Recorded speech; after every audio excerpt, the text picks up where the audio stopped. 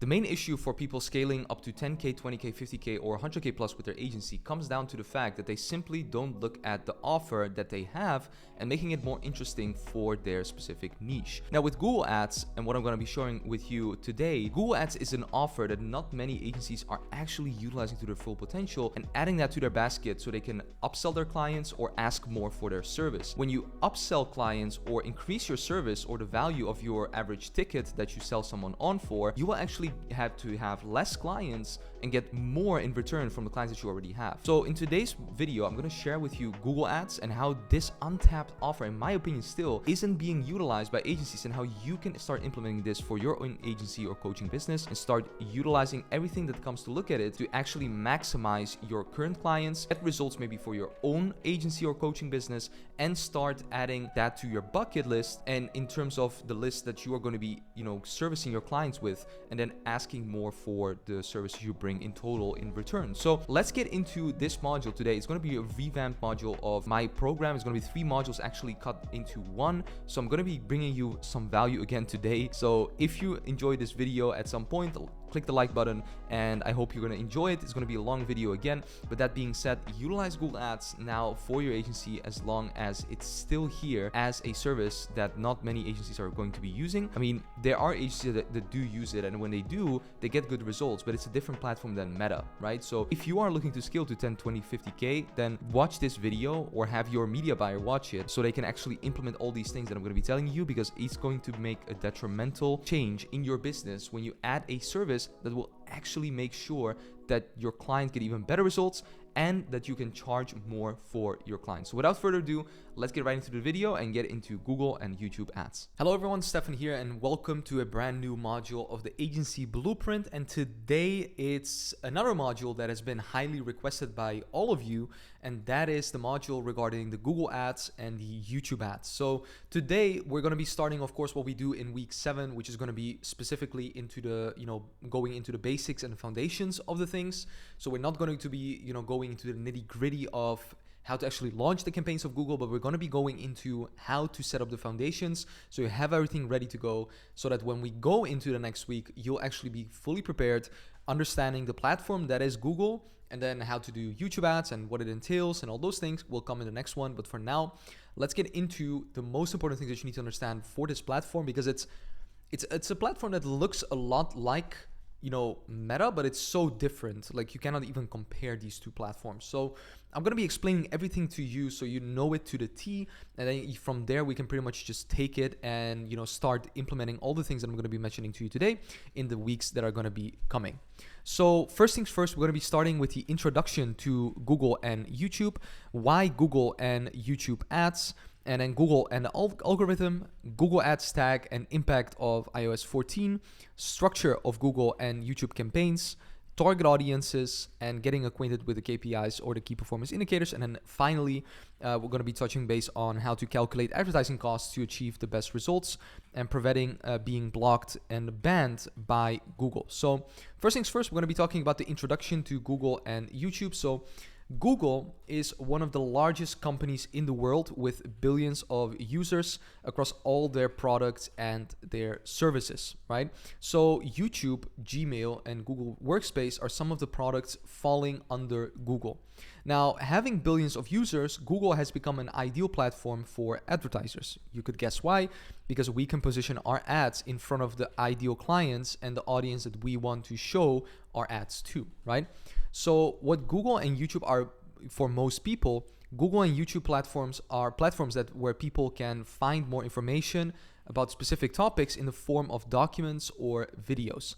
And what Google and YouTube are for us is those are platforms where we can build our network with potential clients and run ads for our existing clients, just like with Meta.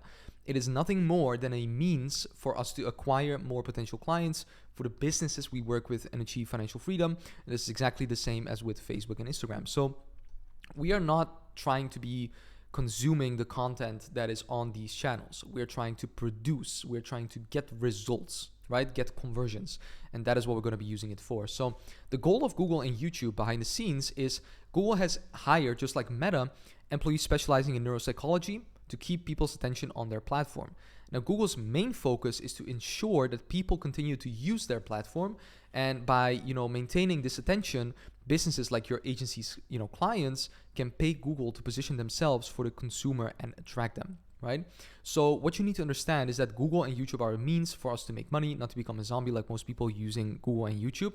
Hence, we have provided you with the tools to avoid being distracted by these platforms. So if we talk about the specific, pillars that we have gone through so far, we are now at the pillar of delivering results and maintaining communication. So we are now starting with the foundation and the groundwork, and the focus is a result-oriented offer, with Google and YouTube ads now being the main thing that we're going to be touching upon. Now, why Google and YouTube ads? So ask yourself, where do you go when you want more information on a topic? Where do you go if you don't know how to lose weight? If you want to learn more about entrepreneurship? Google and YouTube, right? Of course, because these are exactly the reasons why Google and YouTube are powerful platforms to advertise on, because people consciously look up things to solve their problems. Not only that, but these are also great platforms because there's a certain intent that people have. There's a search intent, meaning they have to fill in something to get something, right? So they've initially, filled out the information themselves because there's a certain intent for them to either find some information or find some things that they want to know more about. And from there, we can position our ads exactly in front of them, but as compared with Meta, where they will just see an ad scrolling through their timeline, just like, sporadically. So Google is more targeted. It's more specific, which is great, but it means there's also more people doing it, right? So that's also something that we need to keep in mind, that it's also a platform that we need to be, especially in specific niches. Like if there's no high search intent, it's going to be hard to use it as a platform to actually get results, right?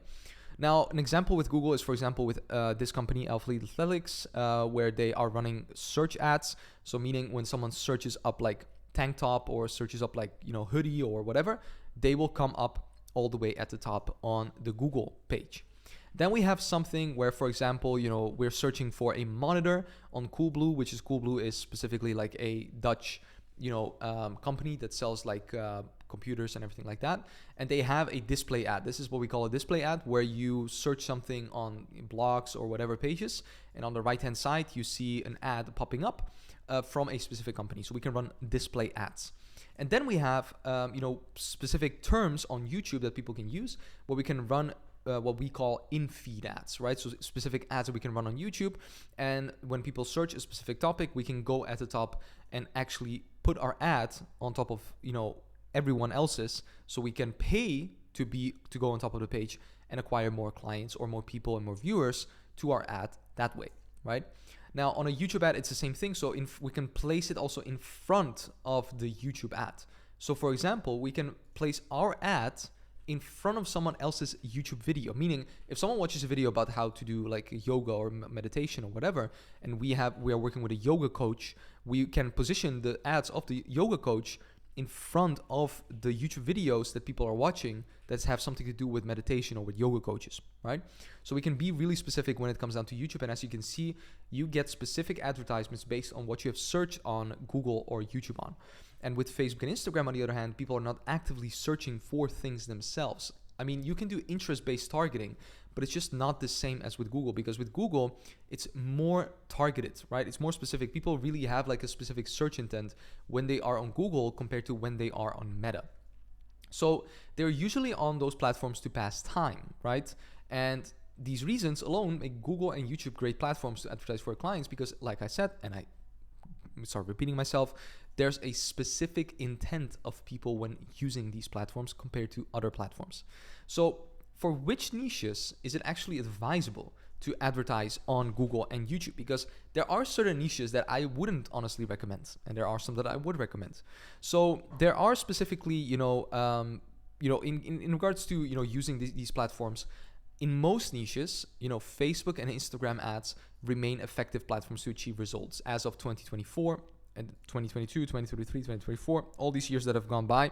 Meta has stayed the main platform to get results for any specific niche that you are seeing on your screen right now. So in my opinion, if you're doubting whether you should, go one or another way, don't make it complex for yourself and your niche. Just look at what can give them the best results, the quickest, time possible. So what is the most efficient? Usually it's meta ads. So we just go with meta ads. Really simple. Now, the thing is though, right? Meta ads is not only the only platform. So it doesn't mean we should only, we shouldn't keep an eye out on other platforms such as Google, YouTube, or TikTok. Our advice is to assess the businesses in your niche and determine the quickest way to achieve results for them. Now, as starting with meta ads, you will get good results, but that doesn't mean that you shouldn't try out different platforms to test it out for your clients. I always say, I don't hold any loyalty or attachment to a specific platform. Furthermore, what I do is I hold attachment to the platform doing the best. So there's no specific loyalty to a platform. I'm not, wanting to do Facebook ads just because Facebook ads is like great and I have like sentimental attachment to it. It's more that I do it because I know that it will get most of the niches the quickest results. So I don't make things like complex and just try to learn like just a bunch of different things just because I think that other people are doing it and that's the reason why I won't get any results. Like, no, that's just lazy mindset, right? So you want to be open-minded for all these other platforms, but keep in mind that usually meta ads will still work 9 out of 10 times, right? So keep an eye out on Google, YouTube, and TikTok. So what I would recommend is just when you have a new client, testing out Google and TikTok in the beginning might not be a bad thing. But if you decided to go with your offer, which is, usually meta ads, just go with meta ads. And then in the future, try out maybe, Google, or try out maybe YouTube ads, or try out TikTok ads, just as like a split test on what you're doing with meta. So always run meta as the main thing, but, keep in mind that you can do split tests on these other channels, meaning test these out on, different occasions and just see how they will perform compared to meta. If they bring you lower costs, great, keep on doing it. If they're not, then just keep and stick with meta. So if Google or YouTube proves to be effective for you, you can choose to use these platforms directly, right? And they are slightly more complex channels, I'll be honest, for advertising, but everything can be learned, right? Like as we're learning everything in this program, everything can be learned whenever you are a business owner. If you're a business owner, an entrepreneur, we learn things, right? So that's something I wanted to mention to you. Now let's talk about Google and the algorithm. So we touched upon this already during the Facebook module. Like, what is an algorithm? So an algorithm is a set of instructions for solving a problem or performing a task. And it implies, that various processes work together to complete one specific task. Now, Google's algorithm is that behind the scenes, as I said, similar to Meta, Google has a computer that determines which specific content or ads you see on Google, YouTube, or other websites. And this happens rapidly between millions of data points you've provided to Google through specific searches, videos, or channels on Google and YouTube. Or if you have a Google account, which usually people have when they have a YouTube channel, that immediately gives you a YouTube account or a Google account, then you can pretty much they have your data fully, right? This gives Google a clear picture of your interests, allowing them to categorize you with other people, so advertisers like us can place an ad that someone finds interesting. So this is how the Google algorithm works. So you search something on Google and on YouTube. The Google's algorithm is working on it and it's getting that data and it's feeding that data to it. And then what you get is you see something on Google. So you see a specific ad immediately within milliseconds that you've searched it. You are positioned with an ad on top of, at the top of the specific thing that you've searched for. So if I search for, in this case, it's in Dutch, but how I become financially free, I will get an ad by a mortgage company in this example by asking, want to become financially free? This is how you can do that. So they are paying money, right? It's called cost per click, right? To do a search ad. So I've searched for specific words and they are paying Google for that to rank at the top, right? So that when I click on it, then they actually pay, right, Google the amount to actually get my attention and get me to convert on their page, right? So that's pretty much how it works, and it works 24/7 like this with every single person typing in something on Google and working on Google and, finding something. YouTube the same thing, Google the same thing. You are now just aware of it. Other people aren't, right? So that is how the algorithm works, and YouTube ads as well. You search something on Google and YouTube, and then, for example, if you search something on Google and YouTube, Google's algorithm takes that and it places an ad, based on someone wanting to position their ad in front of either a specific video or a video that has to do with some keywords or a specific channel, right? Channel placement. So if they know that a yoga coach is like the biggest coach in the world, we place an ad in front of their videos and then we can put an ad there because we know that the chances are going to be likely that someone else is going to be watching the videos of that person, and we increase the amount of people that actually see that because it aligns with our niche, right? So you can do the same thing with the keyword intent or the search intent from people that are searching on YouTube, Google, or whatever, and then place it on either the Google search itself, or it can even be like a YouTube video, right? Or a YouTube video search, or a YouTube video itself. So you can do a lot of things with Google. That's what I'm trying to say. And you can, basically just, use different tools to actually place the videos or the, ads in different places so we can increase the amount of conversion that we can get based on the audience that you're targeting.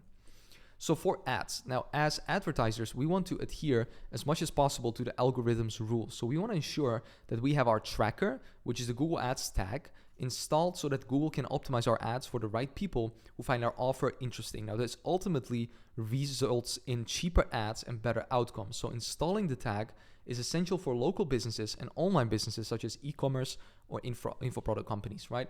Now, engagement. So Google as an organization aims to keep, of course, their people that are on the platform engaged in its platform or ecosystem. And the more active, and engaged people are on the platform and the ecosystem, the more data is available for advertisers to create targeted ads, and Google gets paid to show those ads to the ideal audience, right? So that's how Meta works as well. Pretty much the same story. Now, the algorithm process works the same for all advertising methods available on Google. Now, Google uses data from its own platforms and other websites via the Google Ads tag that has been placed on websites to measure behavior and allowing them to display the right ads or content, even going as far as placing it on specific websites, right? So that's the power of Google. Imagine just having a platform where you can place your ads on websites. Like just think about it, right? So like it's pretty much insane if you think about it. So with that being said, let's talk about that Google Ads tag and the impact of the iOS and what it did to Google as well, because it's similar to Facebook, but it's still not as impacted as Facebook was. So what is the Google Ads tag? So before we dive into the execution of campaigns in Google and how to advertise, it's important that you understand what the Google Ads tag is and have a clear understanding of its essence for yourself. So similar to the Meta Pixel, the Google Ads tag aims to measure what people exactly do outside of Google's platforms after clicking on an ad. And it is also a powerful tool to better optimize your ads based on the selected event. To measure people's activities and behavior, the Google Ads tag uses cookies stored in your browser. And when an event is triggered on a page, data is sent to the Google Ads tag. And then Google then associates this with a campaign, ad group, and ad that caused the event. So we know that a specific ad, or campaign has actually brought us the specific person, and then we can either, scale that campaign or put more budget to it or, whatever. So that is a tag. It's pretty much the same as, it's simply a code that we put on a page to track people that go on it so we can hyper centralize our ads towards the people there. Now, the correct data. So you should see the Google Ads tag as a team member that will help you find the right people. And if you provide the Google Ads tag with little data to work with, it won't deliver great results for you. And we use it to obtain the right data from traffic on a website or funnel so we can then warm up those people and show targeted ads. So as you know, we have our funnel with the traffic. We have the traffic, the cold traffic, warm traffic, and the hot traffic. And the Google Ads tag pretty much is placed on the funnel, right? So we place it on the funnel. And when we place it on the funnel, it will track all the traffic that goes on that funnel. So we can take their data online and then pretty much just make campaigns where we only hyper, target the people that have actually gone on our funnel, right? Or on our website. So we know that our ad costs will be lower because we target people that have already probably seen us and know what we're doing, right? So with that being said, measurement is knowledge. Now, where with ads on television or in newspapers, you cannot, of course, see what happens to someone when they see the ad, you can do this with a Google Ads tag. Now, if you know how many leads, conversations, and sales have come from the ads, you can make the right decisions on whether or not it's working. Now, the impact of iOS 14. So due to Apple's iOS 14 update, people can give permission via their browser or companies through their website to collect data with cookies. And if someone doesn't do this, you can measure what kind of events were triggered with the Google Ad Stack. And you also can provide your Google Ad Stack with more data, right? So in the next week, we'll delve into exactly how to prevent this and how to still measure people. But in general, the Google Ad Stack is quite sufficient. But if you depend on being paid per lead or per purchase, it's handy to use an alternative tracking method in relation to iOS 14. And like I said, we'll discuss this further in the next week and also show you how to apply alternative tracking methods alongside the Google Ad Stack, just to make sure that you track everything well. Because like I said, for local businesses, we usually don't really, we do, create landing pages, because Google, to give you an idea, Google has a way of collecting, doing lead forms, as we use with Meta ads, mostly lead forms, but it's not as good as with Meta ads. Meta ads is just a lot easier and better to work with. So what we usually do with Google, if we work with local businesses, we always create a landing page, because it's just way easier to do a landing page for local businesses and do it like that. So then we still always need to put the Google Tag Manager in there and also track it that way, right? So we'll dive into that in the further modules. So that being said, let's talk about the structure of Google and YouTube campaigns, because we talk about Meta campaigns. They are quite similar to Google campaigns, but the names and the structure is a little bit different. So let me share this with you now, so you also have an idea in terms of how this looks like. So what do I mean by the structure of Google and YouTube campaigns? So to run ads on Google and YouTube, we always need to do this from Google's advertising manager. When it comes to structure, I mean that a Google campaign consists of certain components, all of which are essential to make the whole thing run smoothly. Now, if you understand and set up these components correctly from the beginning, it will be much easier to generate results for your clients. Okay, so it's really important that you start to do this from the beginning and don't wait on it until you've actually started getting, trying to run ads for your clients. So what are these components? Now, to visually illustrate how the structure looks for a Google and YouTube campaign, I'd like to take you through some examples. Now, when we start with Google, we always have a personal ad account. And a personal ad account is your own individual Google account that you use to log in to access your Google Ads account and manage campaigns, right? So similar to Meta, Facebook and Instagram, so the personal ad account serves as the foundation for setting up a business account through which you can advertise. Business Manager and Facebook is like a similar thing. So we have the personal ad account, and from that ad account, we then go ahead and then we set up a specific ad account that we can run ads from for our clients. So we have this one and we create this one. So this, for example, for Success Media, as you can see, use Google Ads as for Success Media. We create that one. And that is pretty much the personal ad account. And then we have a Google Ads account. So a Google Ads account is the place to set up your campaigns, ad groups, and advertisements. Okay, and this is the space you'll be using the most when advertising on Google or YouTube. So how you gotta see it, this is pretty much just the ad account on Google. So the Google Ads account is pretty much just the ad account of Meta, right? The Ads Manager, the ad account. And the personal account is just pretty much the account that you've linked, right? That is created to run ads from. Now, it's not like you have a profile as with Facebook. So it's not directly correlated with your profile or anything like that. So that is kind of out of the picture here. Also, which is a great thing, Google is a lot less, less strict on restrictions as with Meta. So that's a great thing, but we'll get into that in just a second. This is how the Google Ads account looks like. This is where you'll be managing all your campaigns from, setting up new campaigns, doing everything from here. So this is pretty much just the Ads Manager, but then on Google. So with that being said, we then have campaign structure. So we have, let's say, for example, 3 campaigns, and we have a campaign that we can run. So campaign is the first step that we need to take in setting up an advertisement on Google. So within a campaign, you need to establish an objective that you want to achieve with your advertisement. This is exactly the same as with Meta. Now, by doing this, we're telling Google to optimize the advertisement for the chosen objective, right? So we're telling them, hey, listen, this is what we want to focus on. This is what we want to get people for. This is what our ad should be, towards these people, our ad should be positioned, in front of. And this is what we want to achieve with our campaign. So the campaign is pretty much a starting point when you advertise on Google and YouTube. And within the campaign, you need to specify the goal you want to achieve with your ads. However, with Google, it's a bit different than Meta, especially in choosing your initial goal. So you see on the right-hand side, from our own experience, we only use the goals below. So we have leads. If you want to generate leads and conversations, we use this one.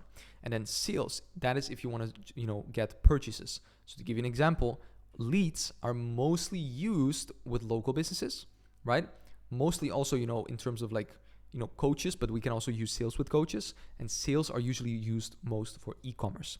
Now, all the other ones that you see on the right-hand side, like website traffic or like product and brand consideration, brand awareness, reach, app promotion, all these things, we don't usually use them. But just like with Facebook, like we don't really use any other ones other than these ones, right? So that being said, in our experience, there's been no significant difference between leads, sales, and website traffic. So you can choose any of these three that I just mentioned, or any of these two that I just mentioned. So feel free to test other campaign goals if you have the budget. Just these are the ones that we're going to be putting the most focus on, because pretty much they just, in our opinion, work the best and have been used by us the most in the previous campaigns that we've run for ourselves and run for our clients. So after choosing the initial goal, you'll have the option to select the type of campaign you want to run. Now, as you can see, there are also a lot of campaigns that you can run. So I named a few, right? I named search and display and video ads. But there are also performance max campaigns. There are also like shopping campaigns, smart campaigns, local campaigns, discovery campaigns, like so many of them. But from our experience, again, we have used these ones for our clients. So we've used search, usually for local businesses to do search ads, and sometimes for like coaches or e-commerce to do some retargeting.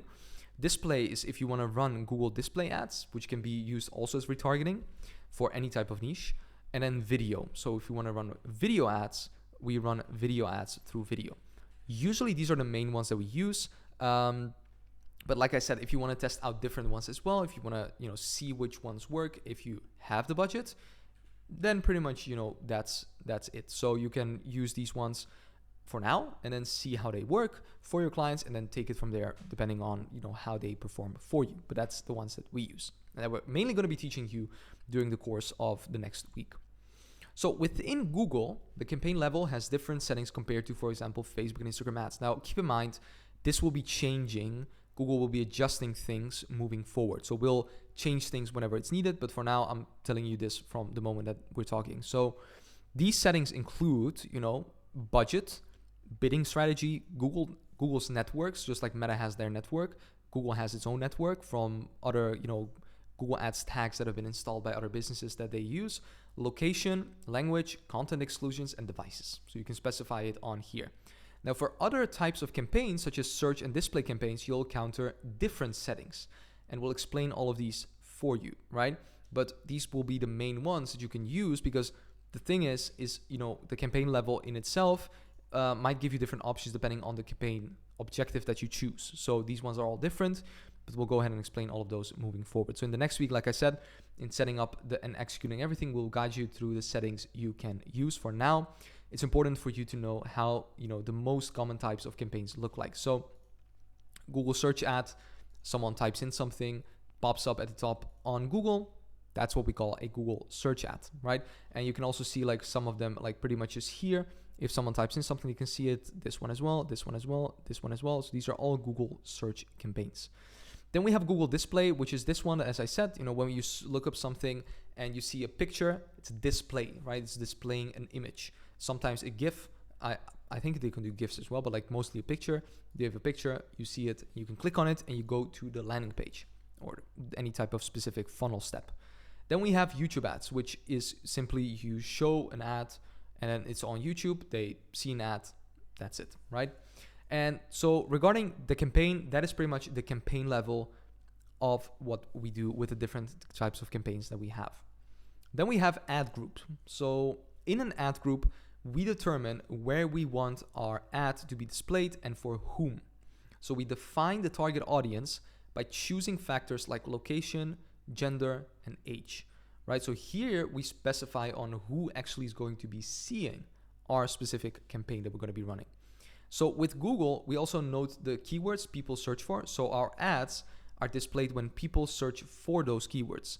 And this also applies to specific topics. So Google is different than Meta with this, because like I said, here you can also type in like specific keywords, and we have a strategy on, how to like specify these keywords. So our ads are displayed, when like, for example, when people search for like yoga coach, our ads will display, in front of them if they've looked up specific terms related to yoga coach, right? So after setting up the campaign settings, we proceed to the ad group level, where you can configure the following: the demographics, the target audience, the keywords, the topics, and the placements. So there are a lot more opportunities with Google than with Meta, because not only do you go into the demographics and the target audience, you can also specify on specific keywords, so words that people are looking for, or topics that they have been, looking for, or even specific placements, right? Like, which specific placements do we want to actually, show our ad to in terms of every different place that we can actually do it on, right?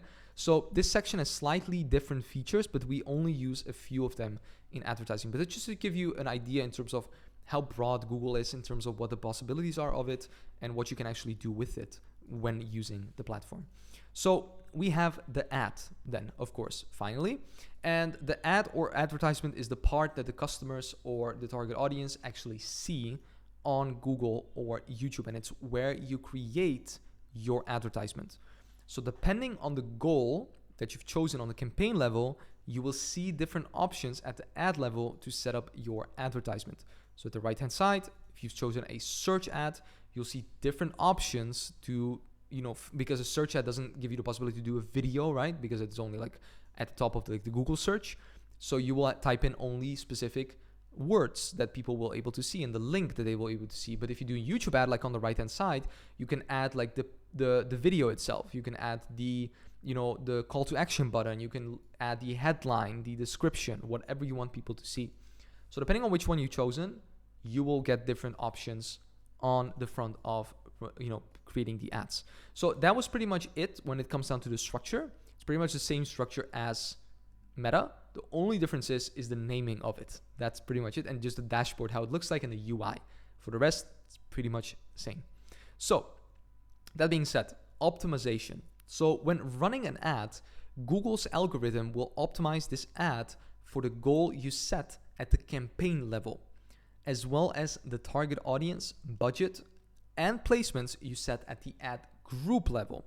Okay, so that is where the optimization will be when we launch a Google campaign. So like I said, in the next week, I will guide you through setting up a complete campaign for Google Search, Google Display, YouTube ads, and we might even throw in like Performance Max in there, to be honest, because that's like something new that is also working really well. And I will show you everything step by step so that you understand exactly why we do certain things in terms of setup. And remember for now that everything revolves around optimization and setting up the foundation for a campaign.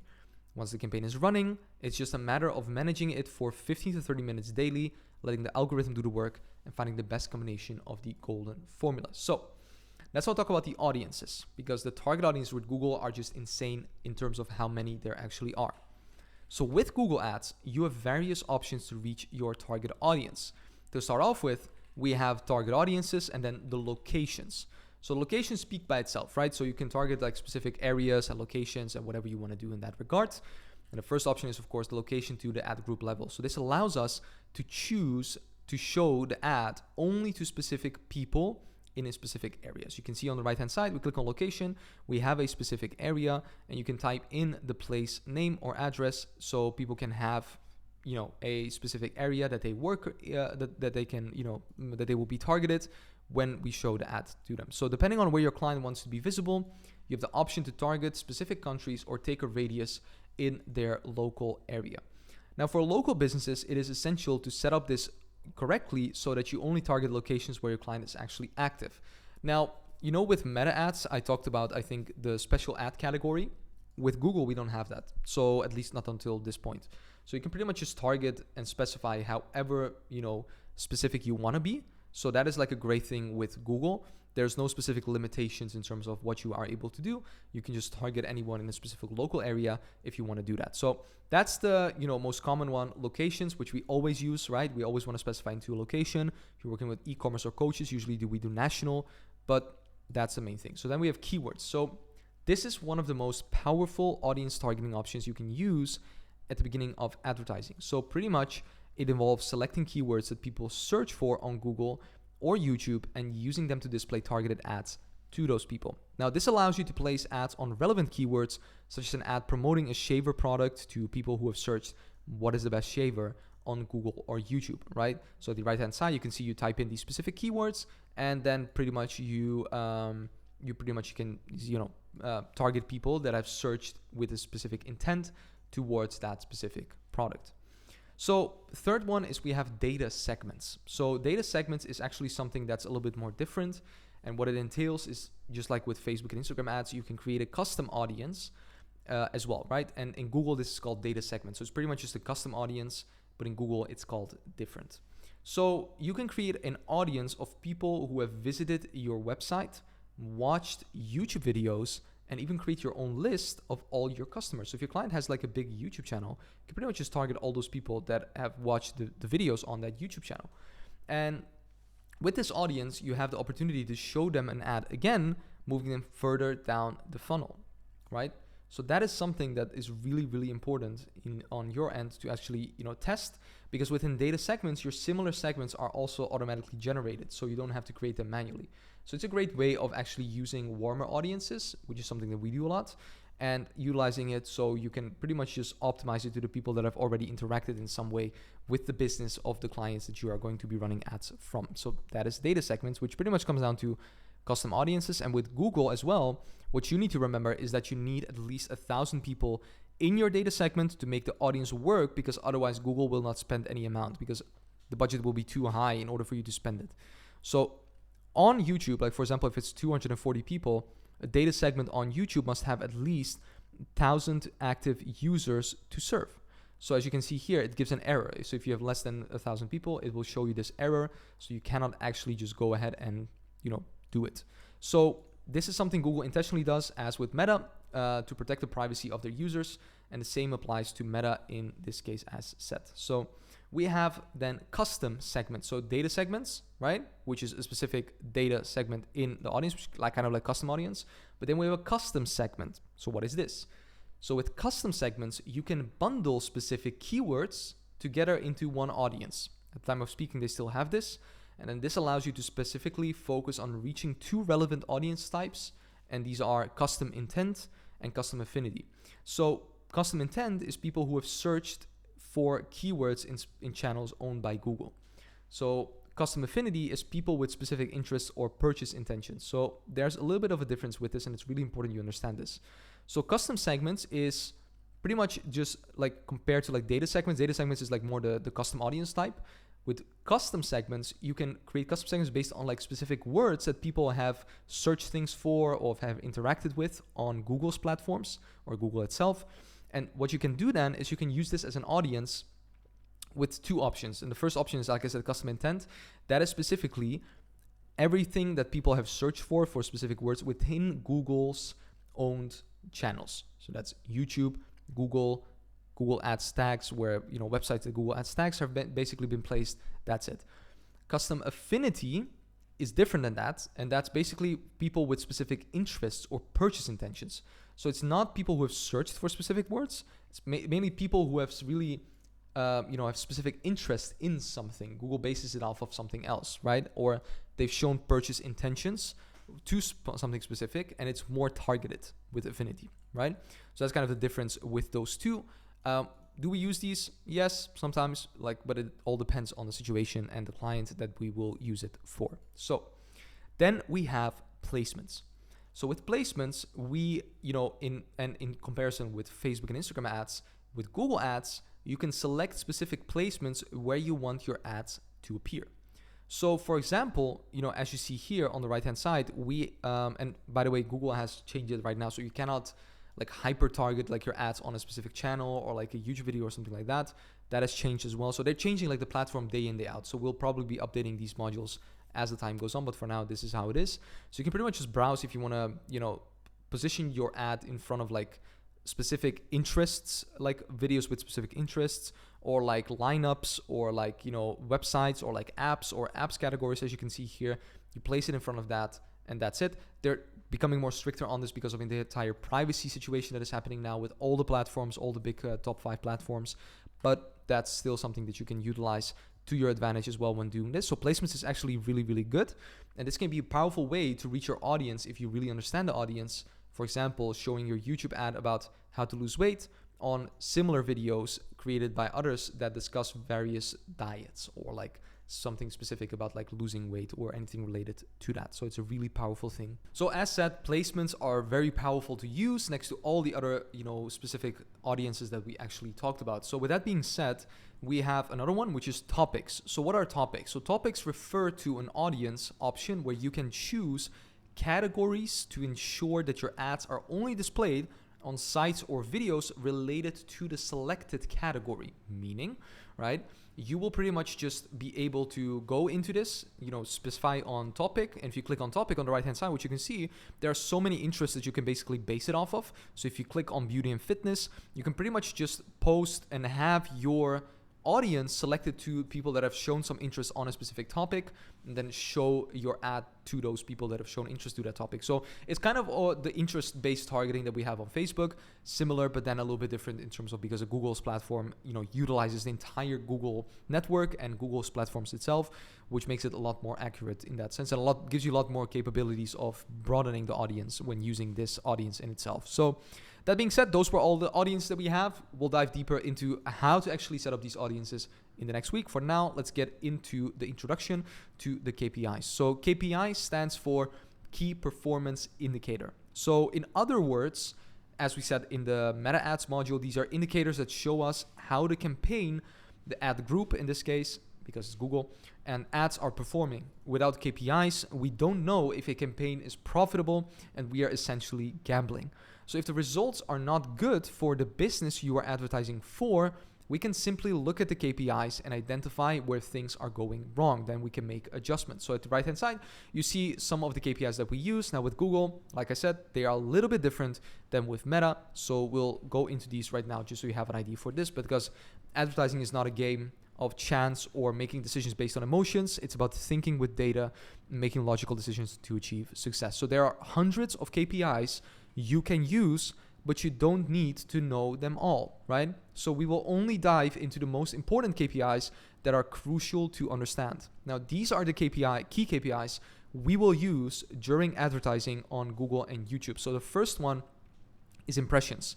Impressions is pretty much the number of times your ad is seen by people, right? So how many times do people see the ad? The CPM, the cost per 1,000 impressions, is the price you pay for 1,000 people to see your ad, right? So how much do we pay for 1,000 people to see it, okay? Then we have the clicks. So how many people have clicked on your ad, right? So how many people have actually clicked, and how many people have actually, clicked on the specific thing. So it could either be on the Google search or YouTube, on the ad. How many people have actually clicked on the specific ad that you are running? CPC, cost per click, the price you pay for someone actually clicking on the ad. Then we have CTR, which is the click-through rate, which is the percentage of people who click on your ad compared to the percentage of people who see the ad, right? And then we have those ones as the main ones. Then we have, of course, additional ones for local businesses and e-commerce, and let's get into those as well. So if you're creating a funnel or on an external website, you will encounter important funnel KPIs. So the funnel KPIs are the following ones. And like I said, for local businesses, usually we use these ones as well, because these are just really important ones that we want to measure when we utilize, the specific funnel using for local business, because we don't use like Google search forms, which is the equivalent to Facebook lead forms. We just use funnels, right? So leads is the number of people who have left their details, their name, email, phone number. The cost per lead, the CPL, is the price we pay for someone to become a lead, meaning to fill out information and claim the offer that we give them. Then the appointment. So how many people have scheduled an appointment with us and with the client, right? So we track that. Then we have CPAC, which is cost per appointment, the price you pay for an appointment. Then we have sales, which is how many people have made a purchase. Then we have CPA, which is cost per acquisition, and is the price we pay for a purchase. The revenue, how much revenue we've generated from the ads. This is usually measured, manually for local businesses through Growzy.io, usually what we've taught you in this program. And then we have the ROAS, the return on ad spend, which is the amount of income earned for every euro spent on advertising. This is also usually measured manually for local businesses. So here are, because these are the ones for local businesses, and sometimes for like coaches. And for e-commerce, it's a little bit different. Of course, it's the similar ones to meta ads, but let's go through these as well. So we have view content. It's the number of people who have viewed the product page, right? Where we have more information about the product page. The CPVC, cost per view content. This is the price you pay for someone who has viewed a product page. Add to cart, the number of people who have added a product to their shopping cart. CPATC, cost per add to cart, the price you pay for someone who adds a product to their shopping cart. Checkout, which is the number of people who have reached the checkout page to make a purchase. CPCO, cost per checkout, the price you pay for each checkout.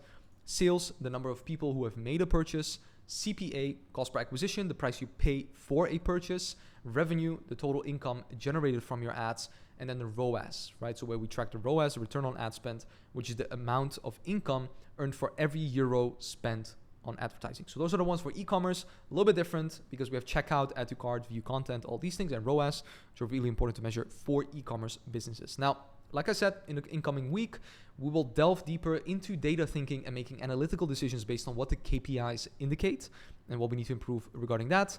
So how to calculate advertising costs to achieve the best results. Now, to bring good results, you need a sufficient advertising budget so that you can conduct a lot of testing in the beginning phase.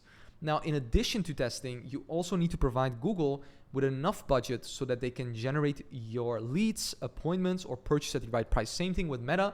If you think that you're going to get low costs with no budget given to the platform, you're not going to do that because they need money.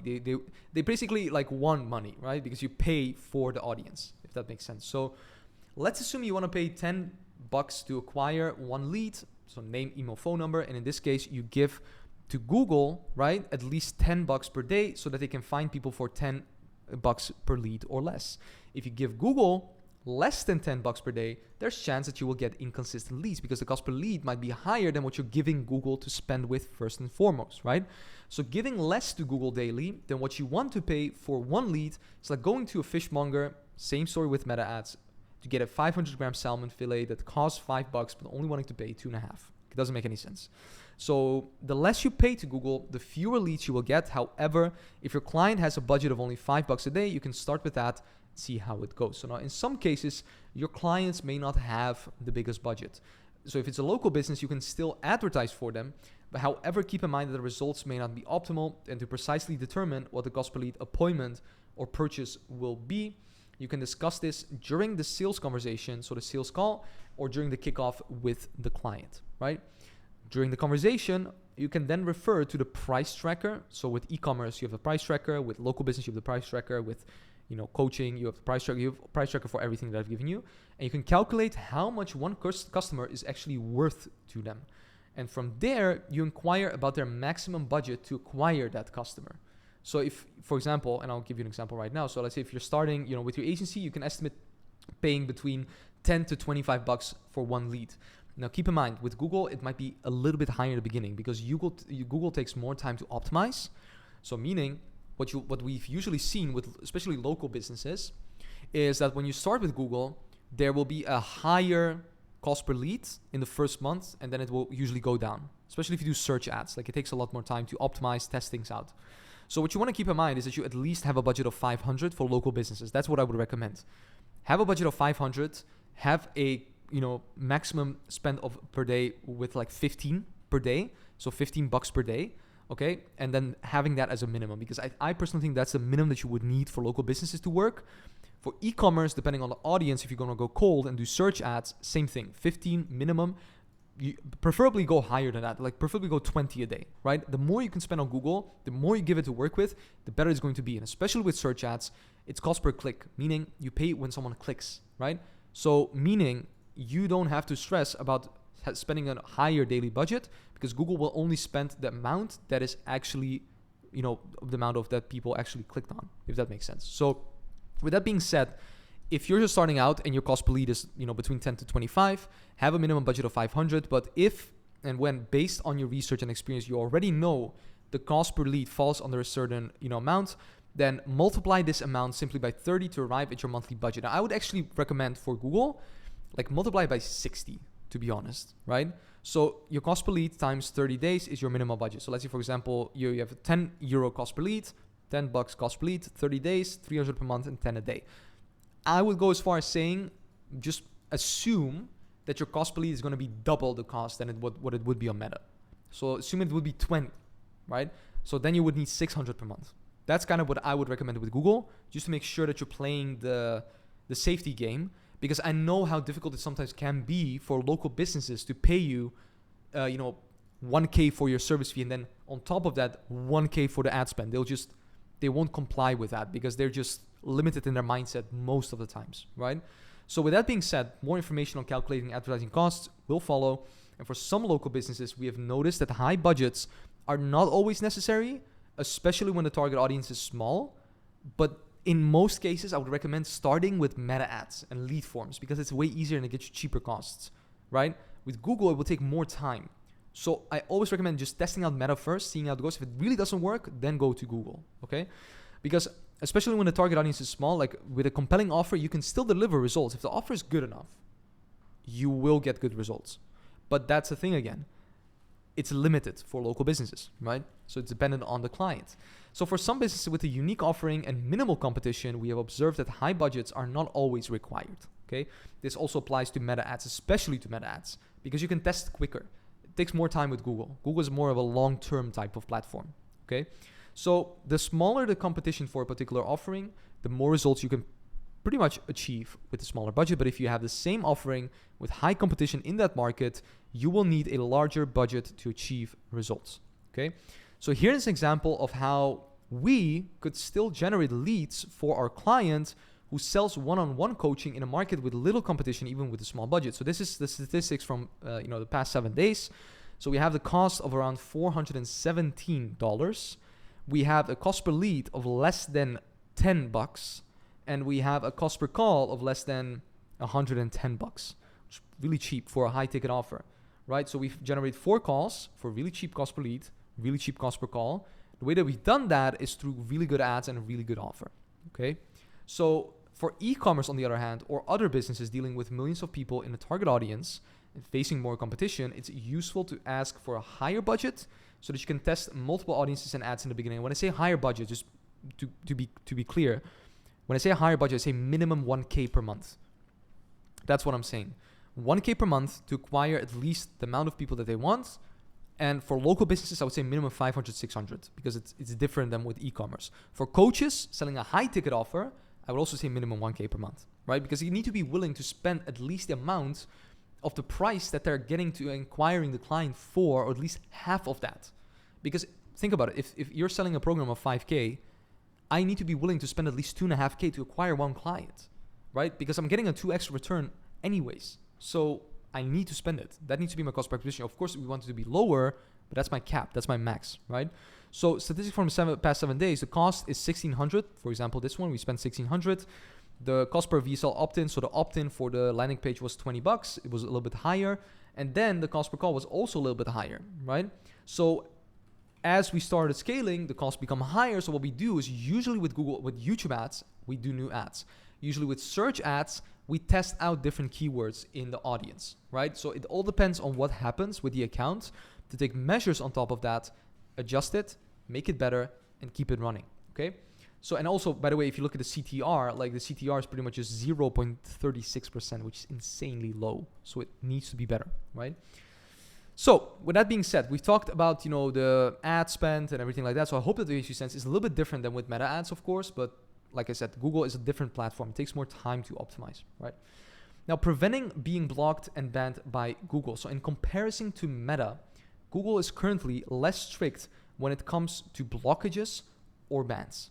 Now, that being said, it's still essential to comply with Google's rules to avoid running into issues.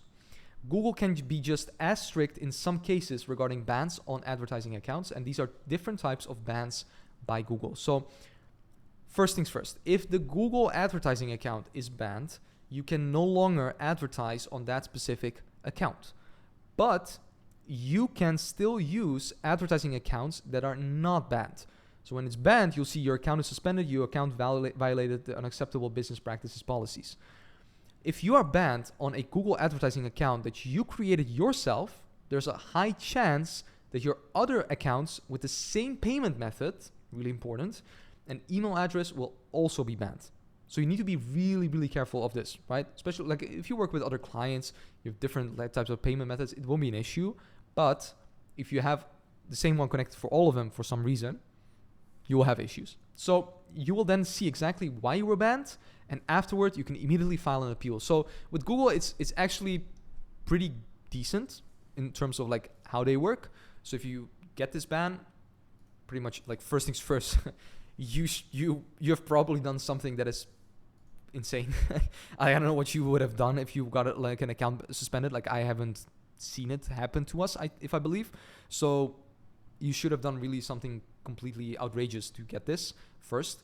And second, if it happens, Google will be there to help you. Their support is really good, right?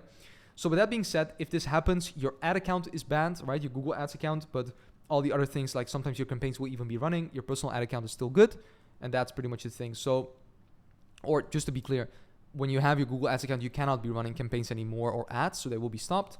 But your personal ad account is still available, if that makes sense, right? So that's the first level. The second level is a personal ad account ban. So this is where all your accounts, under that personal account are banned. And this looks like that, like your account is suspended, right? And if your Google advertising account is already banned with your own email and your own payment method, according to Google, you're not allowed to create another advertising account with the same email and continue advertising. You need another email, another payment method, and then you continue. So therefore, it is always important to use the Google advertising account and payment method of your client, not your own. Unless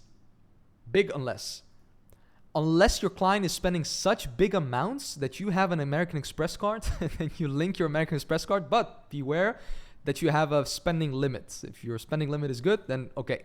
But you'll have issues with your other payment methods and things you linked. So I've done this before. It's a big lesson learned. I've had a client that spent almost like 40 grand per month on ads, and then we reached the paying limit and all my other payments stopped. So it wasn't like, I don't advise it to anyone. So make sure you have like another card where you do it so you don't have issues with like limits. But like I said, that's like a separate story where you can build points, right? So that's like something different. In like for most clients, use their payment method. Okay, don't do what I did. Just use their payment method, otherwise you risk losing access to everything, and you don't want that. Because if one gets blocked, everything gets blocked, and that's an issue. Like I would only just do it with like 1 or 2 clients max, that thing that I mentioned. But probably in the agency blueprint or in the classroom of the business blueprint, I'll add a module regarding like how we do that and all those things. But that's a story for some different time. So this one is actually the most crazy one. You don't want to even be close towards having this, because you'll have a huge issue with your entire account and just doing on Google. But like I said, to do this on Google, you would have needed to do something outrageous, like insane, just like with TikTok, which we'll get into.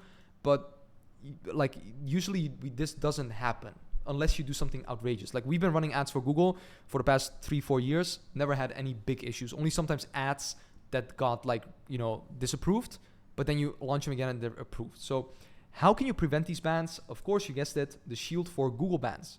We have a cheat sheet where you can go in and look at everything that you need to know for how to prevent this. So we have creating a backup account, always pay on time, same computer and Wi-Fi, don't use VPNs, make sure your landing page works, enable only one ad, don't repeat the same mistakes. If they say it, don't do it. Google rules and policies. So we give examples of this: unrealistic expectations, personal health, network marketing, and then a step-by-step plan. We actually give you a message that you can use if this happens, and also the object by Google advertising account and how you can object and how you can say it and what you need to say and all those things. Tested, bulletproof tested by us. Okay. So with that being said, that's pretty much what I would take a look at first to make sure that your account is safe. Now, we've come to the end of this module, so what I would say to you right now is download the Shield for Google Bans cheat sheet, implement the precautions, and make sure to save this document properly in case anything happens. Make also sure that you are familiar with Google's policies and rules before advertising on the platform. So if you're unsure if an ad is suitable for advertising, create a post in the school group community or join the Q&A sessions or the coaching sessions so we can check it out for you. Now, with that being said, that was Google. Guys, I hope you enjoyed this module. It was a lot of information. It looked like, in my opinion, like it's pretty similar. Like all these ad platforms are pretty much similar. There's a little bit different in terms of the audiences, the UI, how they look, how they work. But in general, they're all the same. If you just learn it, if you learn Meta, you'll learn Google and TikTok within a week, right? So, but you won't become an expert in a week. That will take time. Mastery takes time, right? So with that being said, take the shield, get into action, and I look forward to seeing you the next week where we'll be going into the setup and the implementation of Google Ads, YouTube Ads, display ads, search ads, whatever, and going through this platform, which is a beast of a platform, and getting you ready to launch everything for yourself. Look forward to seeing you there. Wish you an amazing day, and I'll see you in the next one. Bye. What is up, everyone? Stefan here, and welcome to a brand new module of the Agency Blueprint. And today we're going to be talking about a special module, which is going to be Google Ads and YouTube Ads setup and implementation. Of course, in the last week and in the last module, we have talked about specifically Google and the basics and the foundations of Google. And in today's module, we're going to be diving into the nitty-gritty of Google Ads, what it comes down to, and basically how you can start implementing it yourself or have your team member start implementing it in the sense of a media buyer or whoever is going to be managing your ads. So without further ado, we have a lot to go over, so let's dive right in and talk about installing the Google Ads tag plus the conversion actions, fighting against iOS 14, creating and collecting audiences, retargeting, managing your budget, and the concept of load balancing, launching your first campaign, how to test and find winners, reporting and management, and what to do if your ads generate poor results. Now, to start off with, installing the Google Ads tag. So we, of course, have our process that we have been going through since the beginning of these modules on generating results. And we are now setting up and generating results, right? So checklist for the service you provide and daily management routine has been our main staple thing that we have been focusing on. And we, of course, have the checklist already done where we have talked about the market and competitor analysis worksheet. So you first do the research for your clients to actually understand their business better, then creating the Google Drive folders for the organization, analyzing or building the funnels for your clients only if it's needed for the funnel services if you have them, then writing and sending text or script to the client once that's ready. So we've already written copywriting scripts, ad copies and everything, and sent that over to the client so they can check it. And now we're following a checklist for the setup and execution for the chosen service. And that's pretty much just this module where you're going to get the checklists, you're going to get the setups, you're going to get the understanding of how to actually do it. And that's going to be provided throughout all the cheat sheets, but I'm going to keep it a little bit more higher level in this module. And if you want to get access to the cheat sheets, you just click down below and navigate to where you want to go to. So that being said, this will be the checklist that we will be going through. We will be installing the Google Ads tag, and we will be installing, doing the installation against iOS 14. So you understand that. Creating and collecting the audiences that are on Google so we can start using them, launching our campaigns, testing and managing the campaigns, and then refining the campaigns and scaling them up if needed, because that will be another module that will be in the scaling week, where we will be talking about scaling the Google Ads and how to actually do that and how to set that up. So for now, we're going to be starting with the Google Ads tag installation and you understanding that. Now, so as you've learned, right, in the learning phase of Google and YouTube Ads, it is necessary to install your Google Ads tag when directing traffic to a website outside of Google and YouTube, because Google does have like a lead form, but we don't really use it. It's not really something that is that good, to be honest, compared to like the Meta Ads lead forms, which are just amazing. The Google Ads ones are just not that good, to be honest, in terms of providing results for any local business or whatever business you are doing it for.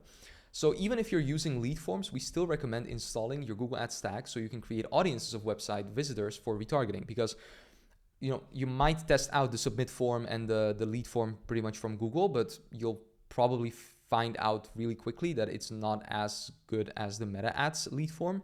So, but even if you decide to do that, right, for some reason, even if I told you to not you can try it, of course, test it, but it's not going to be ideal. If you want to do that, I would still recommend installing the Google Ads tag on the website or the funnel of the client, because you want to make sure that you're collecting the data from the client, right, and making sure that they actually have something to work with in terms of like a retargeting pool. But also what's important is, let's say, for example, your client has a YouTube channel that has a lot of followers, has a lot of subscribers, has a lot of engagement. You could also add that YouTube channel to the Google Ads account and then retarget people that have been on that channel, because YouTube is already correlated with the Google Ads account then, right? Then you can pretty much use all of that audience. Now, that being said, for local businesses, they won't usually have a YouTube channel. Some of them might, but for e-commerce and for coaches, you know, chances are they will have a YouTube channel. In some instances, if they don't, they're just missing out on, you know, just potential data and audiences, but that's a different story. So that's pretty much what I would do. I would always install the tag and always do that. So in addition to installing the Google Ads tag, it's also necessary to install specific events on your website funnels. Just like we do with the, you know, specific standard events on Facebook, we do that also with Google. So we have the global site tag, and this is a code that you should install on all pages by default, so that you can create audiences based on all website visitors. So everyone that visits your website, we install this code on, so we can actually track everyone that comes on the website. So this code is also necessary to get specific events working, and it's also useful to install this code on the website so that you can place targeted ads for people who have visited your website, right? So we want to make sure that we install that code. It looks like this. You copy, paste it, and then paste it in the header section of your settings of your website or your funnel, right? So we have, let's say for example, a website, or in this case, a funnel that has a landing page, a training, booking page, thank you page. We call it the video sales letter. We would install the global site tag on this entire funnel, right? So the site tag, as I said, is installed on the entire website or entire funnel to measure all the traffic. But we don't want to just track all the people, right? Because then we don't know how many people actually signed up and how many people actually went all the way through on the funnel. So what we want to do is we want to have conversion actions installed as well. So what this is Google's way of having standard events. So to measure specific events on the funnel or the website, we use conversion actions, it's called, on Google's platform.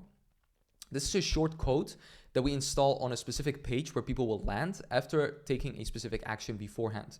So for example, someone fills in their name, email address, and when they submit it, they land on a page where the conversion action is located to measure that that person has actually filled out the information. So we can also see on the campaigns that results have been achieved with that specific campaign. So this is how it looks like. These are the conversion actions. So you can do purchase ones, you can do submit lead forms, you can do phone call leads, you can do book appointments, you can do various ones that actually show us what has happened with that specific client, if that makes sense, right? Now, with that being said, we would install these ones on these specific pages on this funnel. So we would install submit lead form, right? So when someone has actually filled out a form, they come on a second page, so we know that they filled that out, so we can track how many people actually filled it out. Then we have the thank you page, which in this case would be book appointment, because on the third page, they can book a call. And then on the fourth page, the thank you page, it's confirming with us that they've actually booked a call, right? And then we install these codes on these pages to measure the specific event that happened on that funnel or on that website, okay?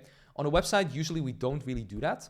I mean, you could do submit form on if they have like a contact form, your client, but usually we do it on the funnels that we install it, right? And the submit lead form is usually the one that we use the most when doing with, working with local businesses. So that's the conversion action.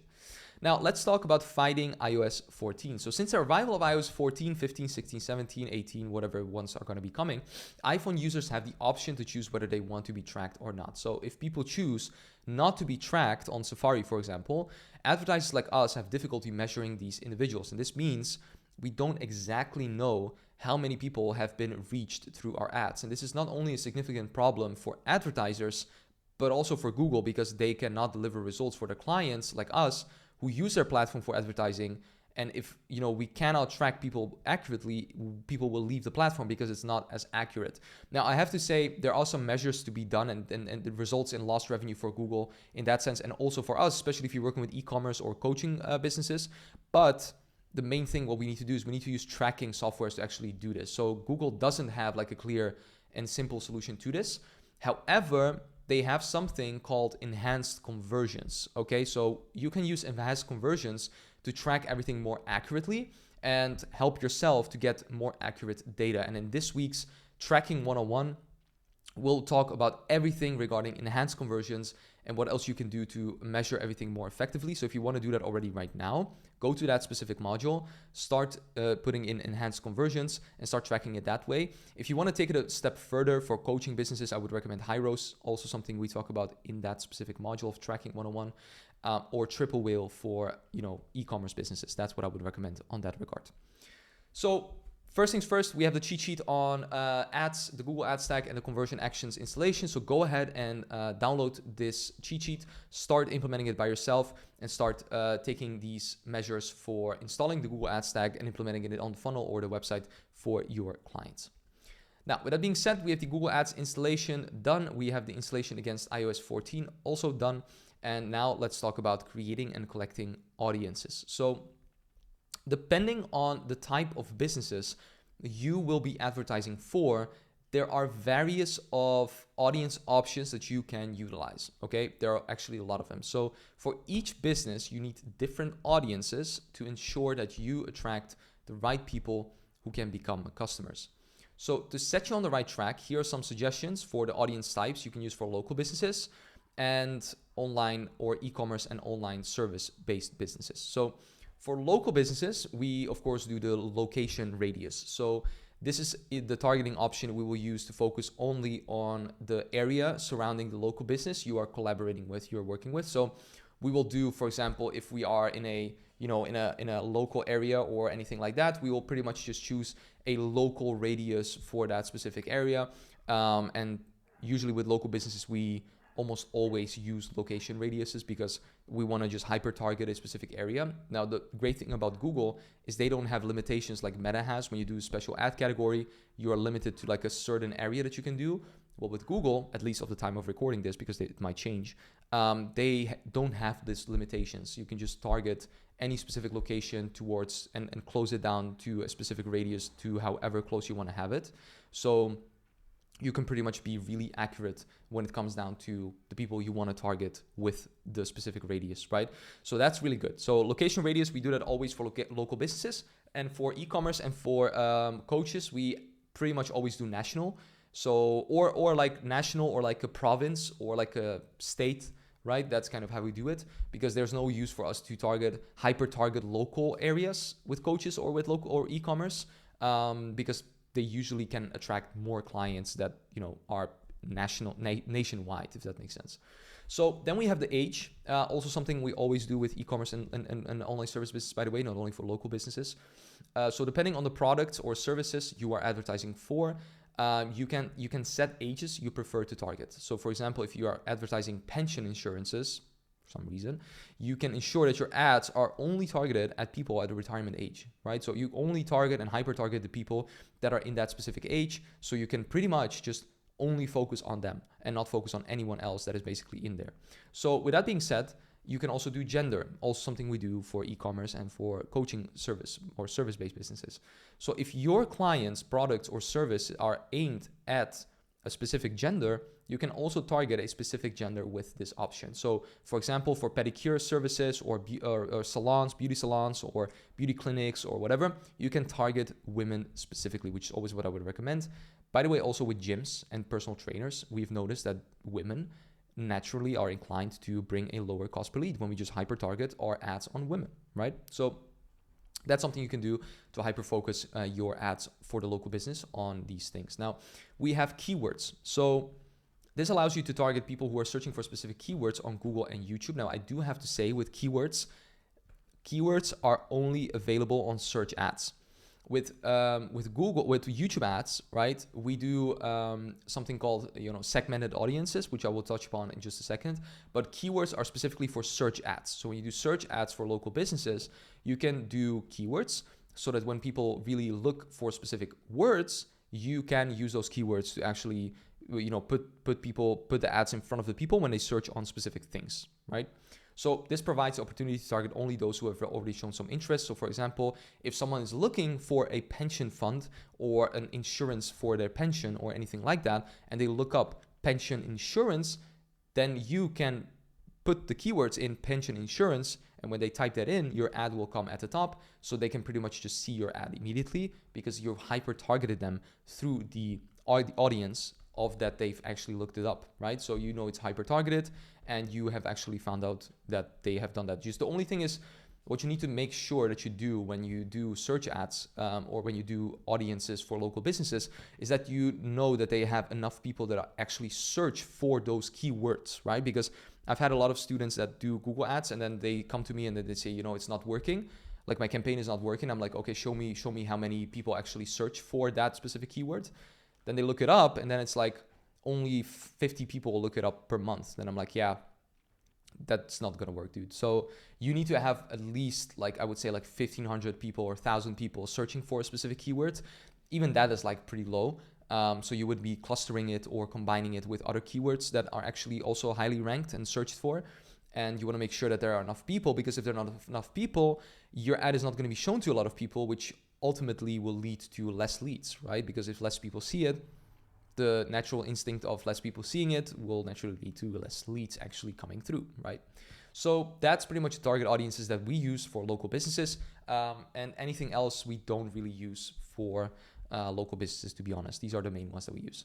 So as I said, for local businesses, we only use these options, but feel free to test other audience options that are still available on Google Ads, their platform. So there are different, audience, for examples that you can use, or audiences that you could try out for Google. They always add new things, of course, to the platform, just like all these other ad platforms do. So make sure to test out different things, see what works for you, and then take it from there and start testing it out.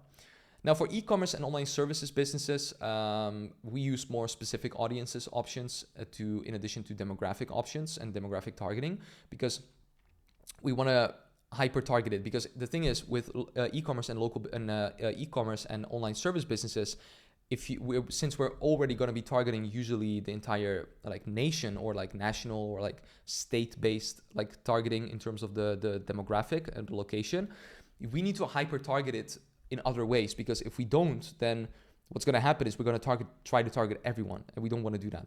So now in some sense, like the ad that we're going to be putting into the Google Ads platform and the YouTube ad, if we run YouTube ads, is going to be already specified through Google's AI, optimizing it to the right people. But we still want to give it a little bit of things to work with to make sure that the right people are actually seeing the ad that we are positioning in front of them.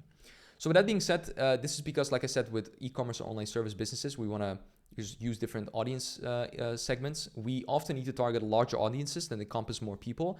And with that being said, if we target more people, chances are that there's going to be a chance that we're going to be targeting the wrong people if we don't do specific audiences that I'm going to be sharing with you right now. So keywords. Now keep in mind, keywords again is only for search ads. Google has changed that recently, so it's only for search ads. So keywords is indeed one of the best audience options to start with, as it allows you to target more specific audiences based on keywords. If you do search ads, if you do YouTube ads, we'll talk about something else, right? So keep that in mind. Now, these audiences have already shown some interest by searching for terms on Google and YouTube related to your clients, their product or service, okay? So keywords are a great way to actually hyper target people on a basis of when you're doing nationwide like targeting. You can just specify it on specific people that search for specific words. So I definitely do recommend testing with keywords, because we found that they are the best audience options that yield the best results along with data segments. And of course, you should test for yourself what will work and what won't work, because your clients will be different from our clients, and your targeting will be different from our targeting. So how can you though come up with effective keywords if you do Google search ads? Now, this is a way that you can do it. So ask yourself the question, what are the terms or words your client often uses? So some keywords you can use are the common terms your client uses on their website or social media platform.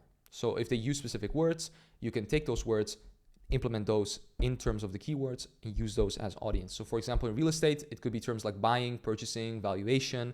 Those are pretty much used a lot. So home valuation, all those things, you could implement those keywords and see how that works, right? So what are people also who are an ideal fit searching for? What are people searching for? So ask yourself what people who are an ideal fit for your clients, their products or services are searching for. Like, which YouTube channels do they often turn to for their problems and interests? Which brands are they most interested in? What will they search for to solve their problems, right? So for example, people struggling with weight loss usually search for how can I lose weight, or weight loss, or diet for weight loss, or something in that realm, right? So you want to make sure that you think of what they do, position yourself in their footsteps, and then really try to see if they are actually, there's a lot of people actually searching for it, which you can do through a keyword planner. That will also be explained in the cheat sheets coming up. So also ask yourself, what is their current situation? Are they entrepreneurs? Are they employees? Are they like, is interested in specific other things like entrepreneurship, or maybe just like, health, or beauty, or anything like that. And then also ask yourself, what brands or products or services are they currently using? So what are products or services they are currently using that are opposite to your client's brand, product, services? Which brands, product, service are they interested in, right? So with beauty, you could, for example, use specific keywords that they look for. So for example, if it was a beauty salon, you could use like Kylie Cosmetics. You could use like bigger like brands, like I don't know, maybe they're interested also in clothing. If you know that they're interested in beauty salons and their beauty and overall health, you could find beauty brands and then add those as keywords. If they look those up, they will see the ad of you that they can actually use, right? So it could be like Louis Vuitton, it could be different clothing brands, right? So it doesn't really matter. It doesn't have to associate only with the thing that your client is doing in terms of the product and service.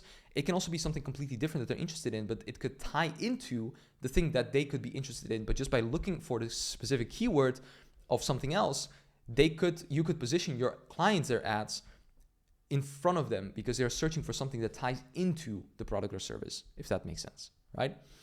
So that's how you come up with keywords, and that's how we do it as well. And then the other thing is also the competition. So the beauty of Google and YouTube ads is that you can place ads when people search for your client's competition. So if they look for Louis Vuitton, you can place your ad on top. You do have to spend a lot because if Louis Vuitton is a keyword that a lot of people look for, but essentially you're hijacking traffic to redirect it to your own funnel, which is amazing, right? Now, as I said, some will be more expensive. Some keywords to place that on top of will be more expensive than others, but it's still a thing that you can do, and that will pretty much just set your results off flying for your clients, because it will be something that they will be, that people and their audience will actually be looking for, right? So if you do that smartly, you will get great results. Now, with that being said, this is how you come up with keywords, and that is the keyword specific one. So I'll keep repeating myself, but it's really important you know it. Keywords only for search ads, not for YouTube ads, sadly to say, because Google has been changing this in the past couple of months. So then we have data segments. So data segments is actually something we do with YouTube ads. Okay, so if your client, and you can by the way also do it with Google search or display ads or whatever, but now in this day and age, we only do it for YouTube ads. So if your client has already collected data with their Google Ads tag and or their YouTube channel, we recommend using data segments. And in the following slides, we will show which audiences we recommend creating with all clients in advance, because regardless of whether you have data or not, it is necessary to create audiences in advance so that people can be collected. So custom segments. In addition to keywords, we recommend using custom segments because you can create an audience based on a combination of different keywords. We also do topics. So if you want to target more broadly with YouTube ads, topics are a way to show your ads on specific videos in specific categories. And we do placements. So it's worth testing placements when you know which YouTube videos channels generate the most traffic. This allows you to play your YouTube ads on the specific videos when someone wants to check out their video. So one thing also to really keep in mind, this placement thing that I've mentioned to you right now is also something that is not available anymore, sadly, because you cannot place your ads on specific videos anymore. So Google has changed it. What can be done is that when you run an ad, you can use specific segments, right? And you will have specific placements that the video is being placed on, like for example with a in-stream YouTube ad or a specific YouTube ad. And then what you need to do is you need to make sure that you can remove channels on where it's being placed on, but you cannot choose on which channels to place it on, right? That's a thing that they changed, which previously was the case. You could do that, but now you cannot do that. So that's pretty much just something that you need to keep in mind of and regarding that. But these are the ones that we use mostly in combination with display ads, search ads, or YouTube ads that we have for ourselves and our clients. So that being said, let's now talk about retargeting. So retargeting, what is it? As a reminder, is a way to remind people who have already shown some form of interest to come back and complete a specific action. Now, this could be booking a conversation or making a purchase or redirecting them to something else that they can actually just opt in or get back to the funnel where you want to have them. It's actually the best way to achieve results for your clients at a lower cost, right? Because think about it. It's already someone that has been actually attracted to the company, right? That has actually interacted in some way or given their information in some way. And it's already someone that already has their guard a little bit more down because they've already interacted with your business. So people who have already shown interest are the ones more easily persuaded than those who don't yet know who you are and what product or services you offer, okay? So the only question is, what are retargeting warm and hot ads on YouTube ads, and how do they actually look like? Because you have YouTube ads, you have search ads, you have display ads.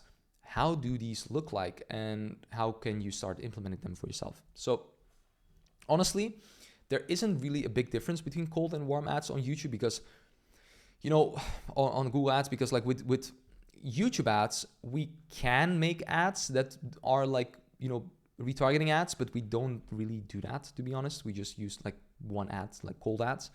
But here are some suggestions on the types of retargeting ads that you can set up, right, if you're going to implement them. So the types of retargeting ads on YouTube ads is we have the case study or testimonial, right? Now, in a case study or testimonial ad, the goal is to show someone who has undergone a transformation thanks to the product service provided by your client. Now, this is done to build more trust and demonstrate that it really works. Now, in the video, you can feature someone sharing a positive experience about the offering, and it could be an ordinary person or an influencer known to many. So on the right-hand side, you see, of course, how the YouTube ad looks like, but it could be like a case study or testimonial. So you could say like, hey, one of my clients, John, has been able to get 25,000 and get results with, you know, the product or with the great ABC process that I've been able to help him with, or something like that, right? That's pretty much a case study or testimonial funnel, leveraging the results that your client has. Then a reminder, simple and easy. So you can remind people in the YouTube ad to go back and complete their purchase or book a conversation. So you can also guide people back to the same landing page of your cold advertisement. So you could say, hey, I saw you opted in for my 3-step process on getting, you know, on losing weight, but you haven't actually booked in your free consultation call. I'm Stefan, and I'm giving you a one-on-one chance to actually talk with me one-on-one and speak with me. And then you can redirect them back to that specific page.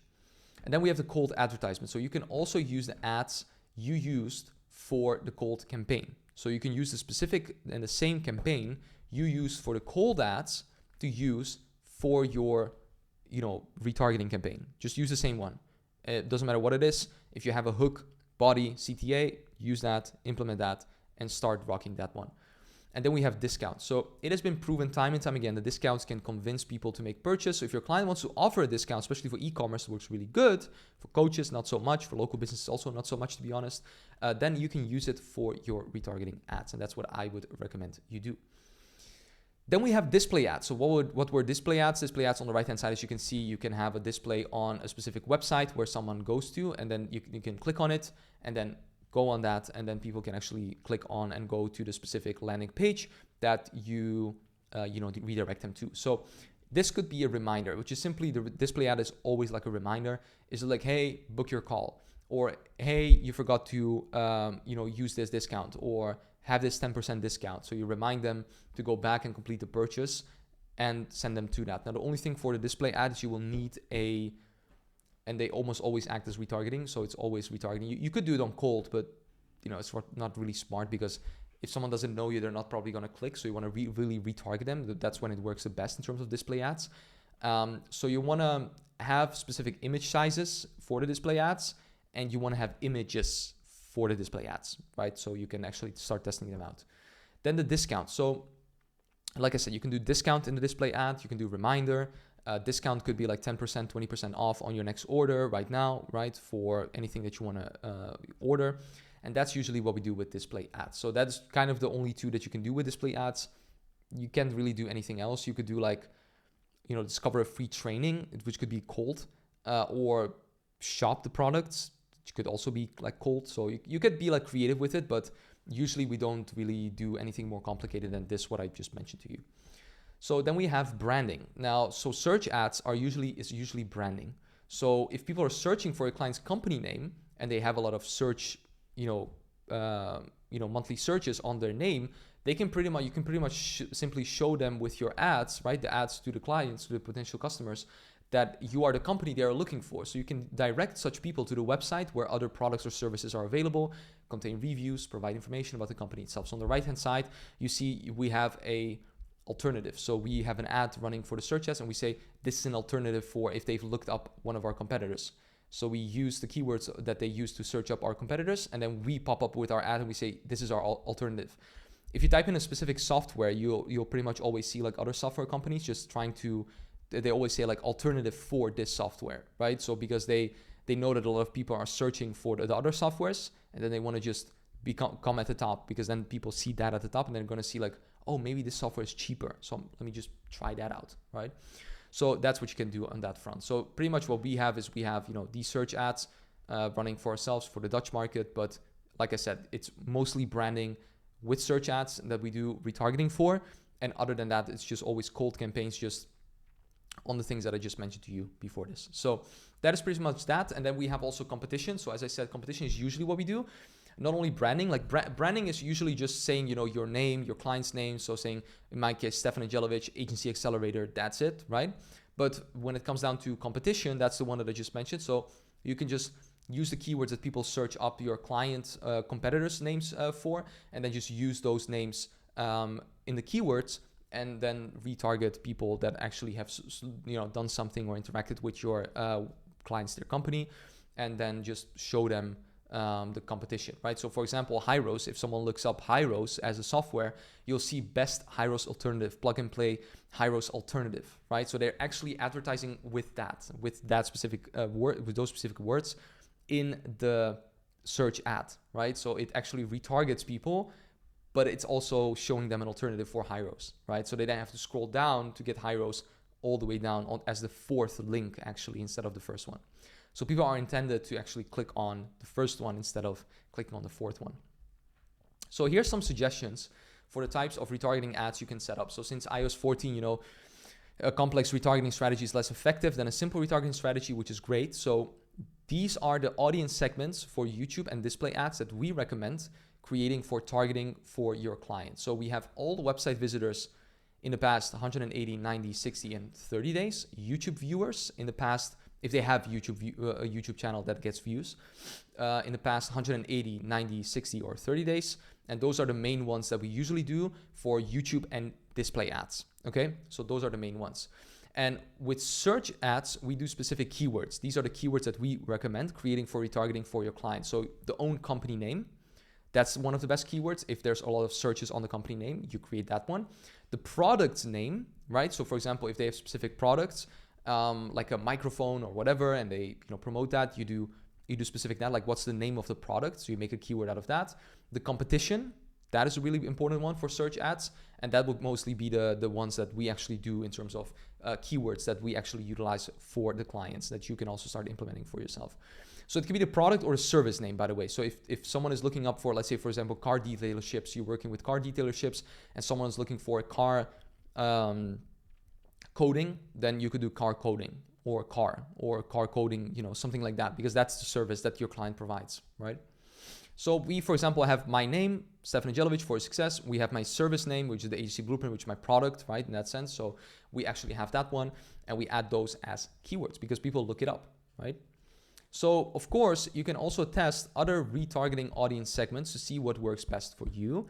But for us, simplicity has worked better than complexity so far. So we have created a document for you called the creation and accumulation of audiences that you can take with you, start implementing the audiences for, and take along, the specific things that you need to implement when it comes down to the audience. If you're looking at this on YouTube with this video, you can join the free community, the business community that I have with the link down below to get access to all the cheat sheets, because this is of course for the paid clients that we have in our Business Blueprint Starter community, and they are implementing it themselves. So creating and collecting audiences, that's pretty much it. Now let's talk about how to handle your budget and the concept of load balancing. So we've already touched upon this on the meta ad, so I'm not going to go too deep on it, to be honest, because we already talked about it. So after discussing with your client how much budget is actually needed to deliver the results, the task now is to spend the budget in the right way. So it may seem logical to allocate all your budget to one campaign, but the problem with having only one campaign is that if it doesn't perform well, there are no other campaigns that can bring good results. So in comparison to meta ads, you can do that and achieve good results, but we don't recommend it because in the beginning, we want to test a lot of different target audiences and ads. So we want to increase the chance of finding a winner by spreading the budget across multiple campaigns. And it's called load balancing, right? So what we do is we don't only have one campaign spending $120 a day with one ad group and one ad, because the chances are that the ad won't perform. And then we're just spending 120 a day, not even knowing and if the audience will be working or if the ad is actually working. Instead, we do load balancing. So what we do, as a computer network also does, it's a term which means it's a traffic controller that sends traffic to, basically the right path to prevent accidents or traffic jams. So we want to make sure that we, do that as well. And this results in making the whole process from A to B more efficient and seamless, and knowing what process actually works better.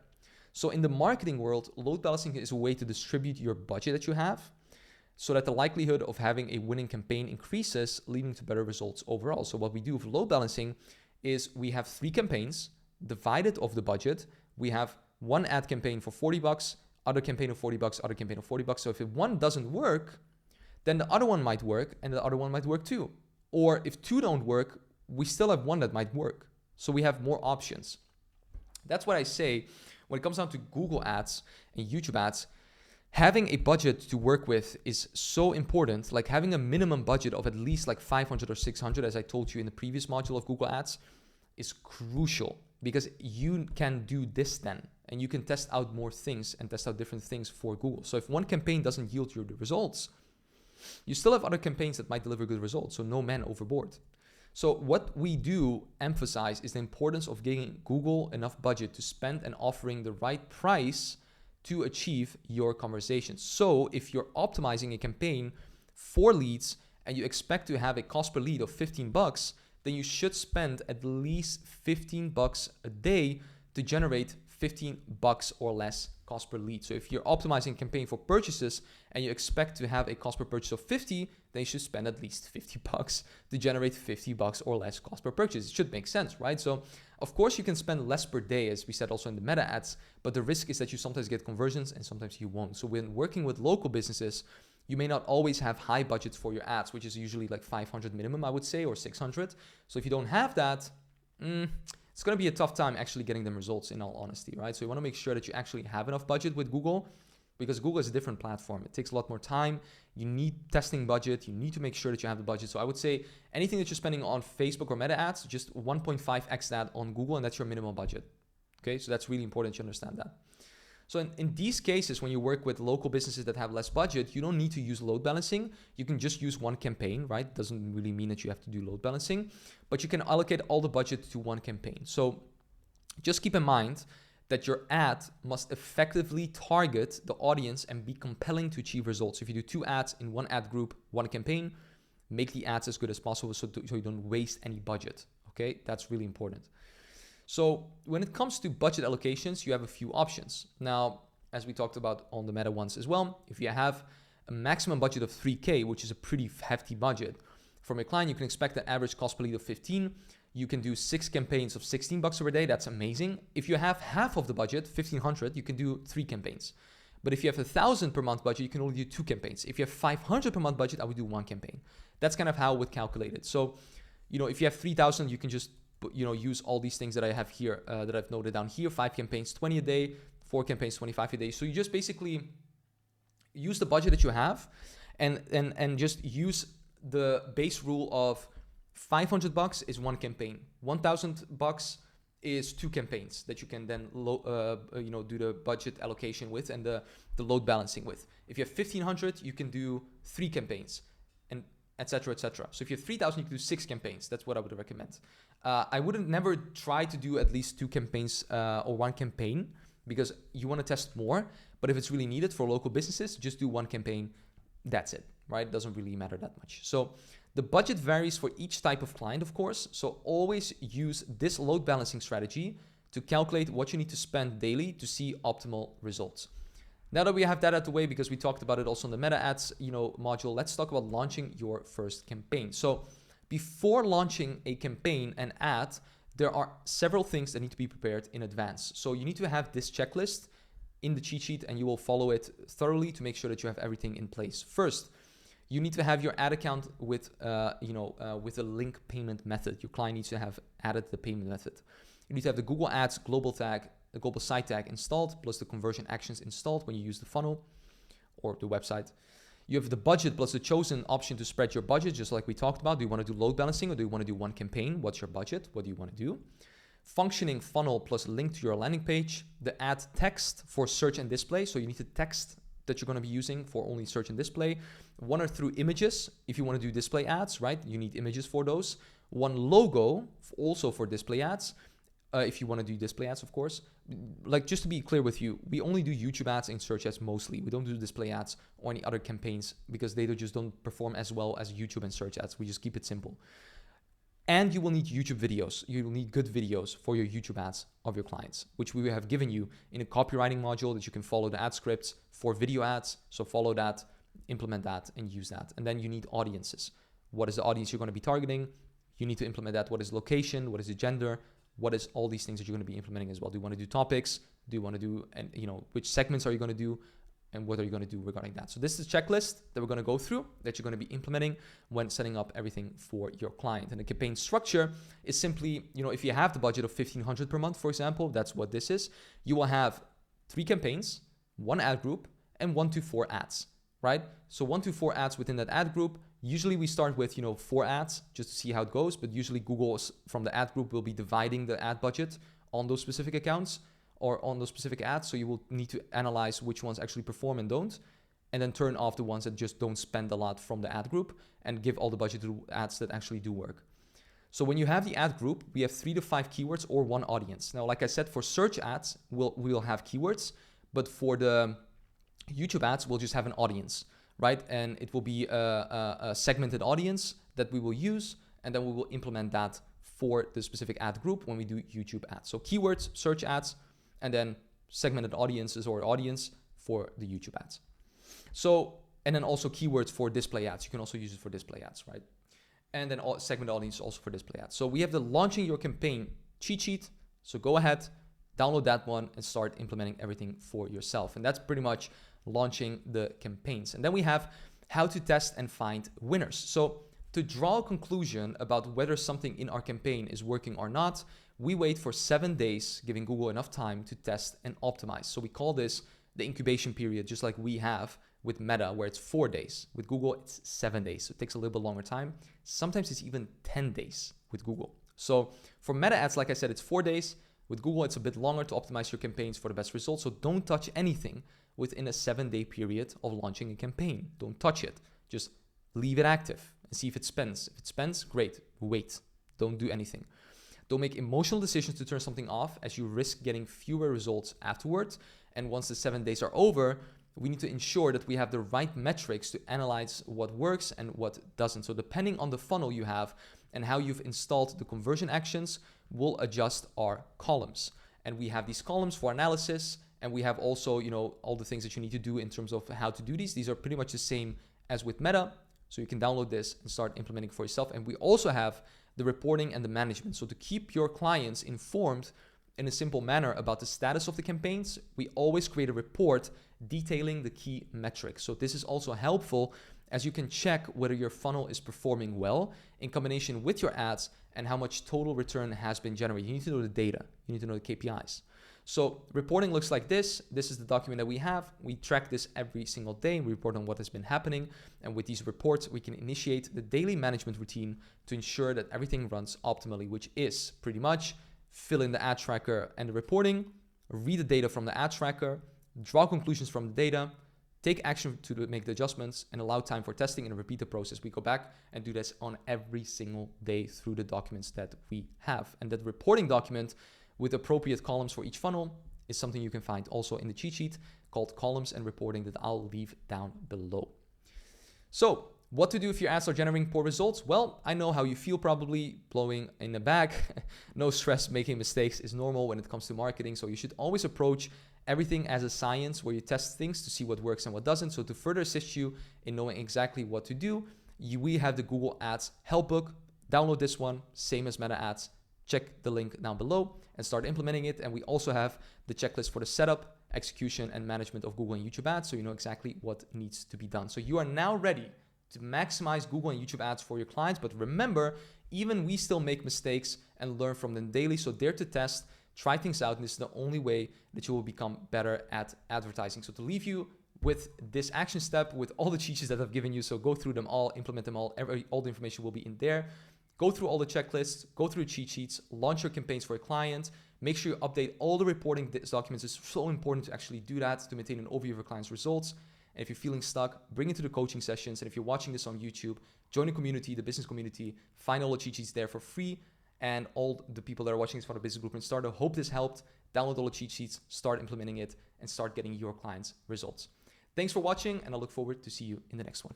Bye. Hello everyone, Stefan here, and welcome to this brand new module of the Agency Blueprint. And today we're going to be talking about Google and YouTube ads scaling one-on-one. So we finally come to the specific module where we're going to be talking about scaling, as we did with the Meta Ads module. And this module is going to be one that's going to be pretty straightforward, because people really think that, scaling any specific campaigns or ads is really difficult. But in my humble opinion, it's actually really simple. You just need to know what you're doing, as in with most things with an agency. Like the biggest barrier is like running the ad or setting the ads up and then running the ads and managing them effectively, and getting results. That's like the main thing. But scaling them up is actually just a part of that. In essence, usually when you work with local businesses, you won't be actually scaling up that much, to be honest. So it will be a thing that you will be mostly doing with e-commerce businesses or with coaching businesses. And having done all these, types of businesses that we've talked about before with my own agency and of course my own coaching business, I have noticed that the scaling part is actually pretty easy. But the only thing is where the complexity comes is where you need to make sure that you're not losing money, because the more you spend and the more you need to be aware of what's happening when you scale up, because it's easy to put a budget up. It's easy to scale up, right? But it's hard to actually keep control of the return that you're getting from when you've scaled up. So what I mean with that is, you can scale up pretty easily, but you need to make sure that you're actually getting a return. Now with e-commerce, it's pretty straightforward. You get it immediately back. But with local businesses or with coaching businesses, it's a little bit of a different game, because there's a delay in the sales process. There's not someone that actually clicks on the ad and immediately buys at the spot, right? It's someone that actually, it takes time for someone to convert, because it's usually a service-based game that we're playing, right? Someone comes, clicks on the ad, fills in their information, and then we need to call them and book them on a call and then see if we can actually convert them. So with that being said, I'm going to be taking you through this specific module and showing you everything in that regard. So we're going to be talking about what is vertical scaling, what is horizontal scaling, when do you scale vertically, when do you scale horizontally, and how do you scale with Google and YouTube ads. So what is vertical scaling? So as we talked about in the Meta Ads scaling module, I don't know if you've watched that, but I would definitely go ahead and go back in one module and watch that one. But vertical scaling is a way of scaling or enlarging by allocating more budget to a campaign or ad set. Pretty much means going up, right? So meaning you already have an existing campaign or ad set or ad group running, in this case with Google, and you pretty much just put more budget on it. That's basically what it comes down to. So this ultimately allows you to reach more people with your ads and eventually achieve better results. So in the realm of vertical scaling, Google and YouTube ads work a bit more effectively and differently compared to how you vertically scale with Facebook and Instagram ads. So the way that it actually works here, something I'm going to be sharing with you, but what it comes down to is you simply, you scale in the height, right? So you don't change anything, you just increase the budget. Now the thing is with Google, it's pretty easy to do this. We usually always vertically scale, and it's really, really simple actually to do it. So that being said, when we talk about vertical scaling, we talk about, for example, a campaign that is doing $50 a day. We have an ad group and we have 2 ads under it, right? So just in this hypothetical scenario. So what we do is we simply increase the budget of the campaign to 100 a day. That's it. We go from 50 to 100. We double it. That's it. That's how we vertically scale.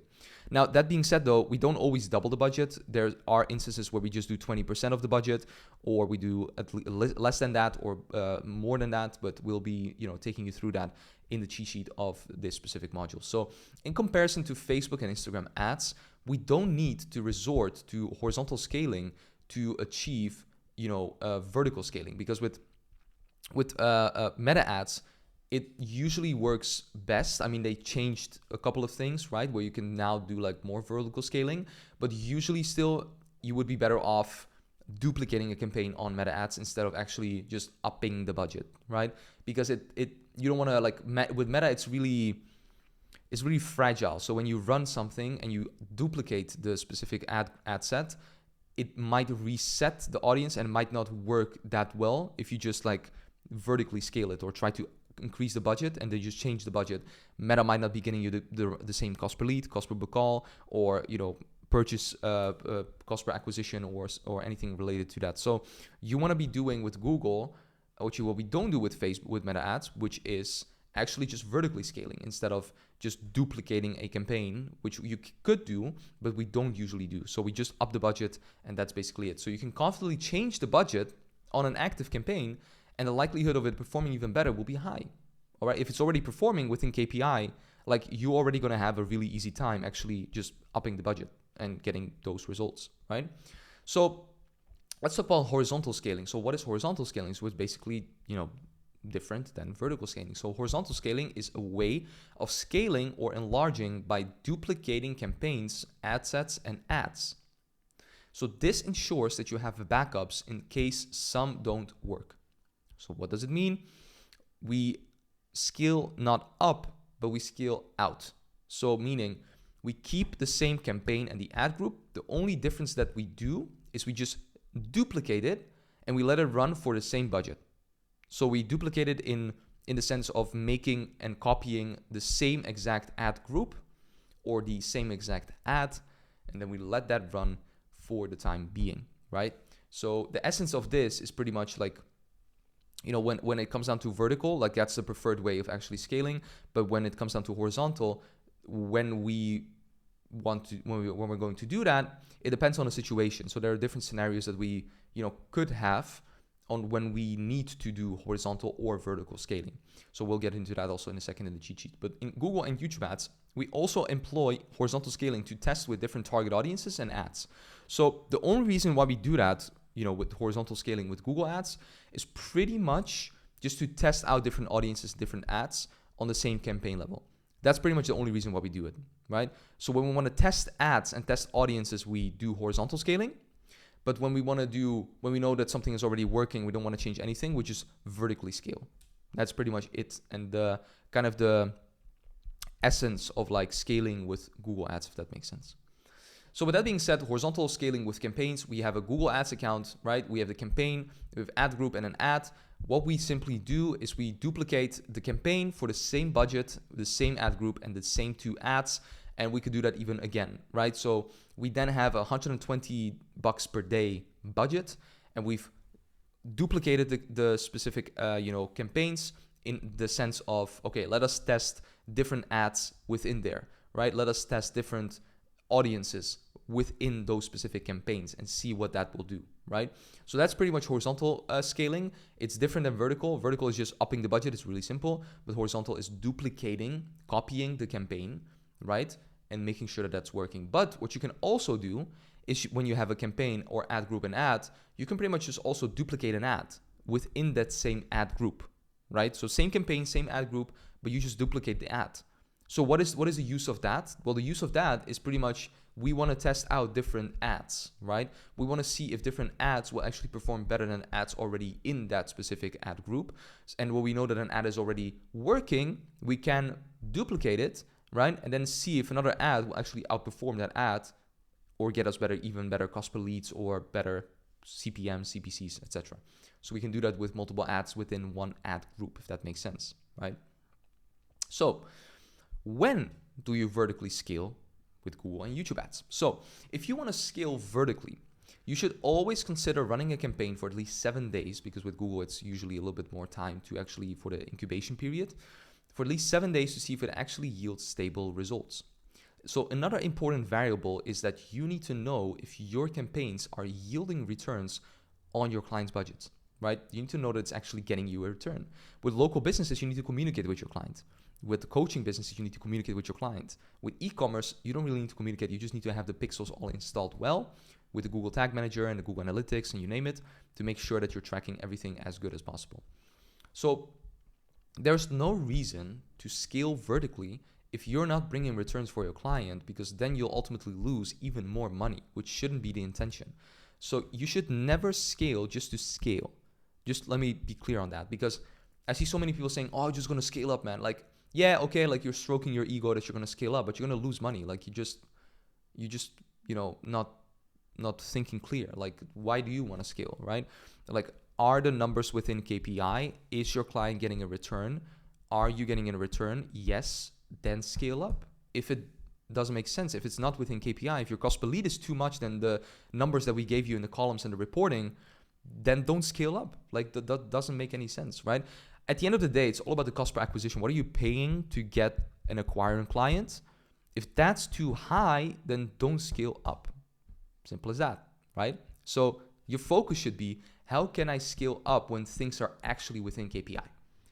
And then how can I improve my ad groups, campaigns, or ads if it's not within KPI? Does that make sense? So like, there's two routes. Like if it's all in KPI, you can scale. The question is, can your client also have the budget to scale?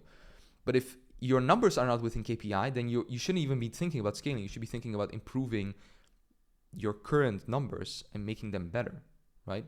So another important variable that you need to know is, so in marketing, like I said, being profitable is more important than how many leads or conversations you bring. Like, I don't really care about, how many leads I have or anything like that. I just want to be profitable. That's what my clients care about. That's what I care about, right? So make sure your campaigns are profitable before you scale vertically. Now, for local businesses, vertical scaling is usually not profitable because you're dealing with a smaller target audience. And also, like I said, there's a delay in the sales process. There's a lot of a delay, and usually clients aren't that quick on actually letting you know that someone has been closed into a client. So it takes, not only does it take more time, right? It also, you have to deal with a smaller budget. So when scaling up, you'll get ad fatigue because people will be seeing your ads a lot more than when you do it for national advertising, like for example with e-commerce or with coaches, right?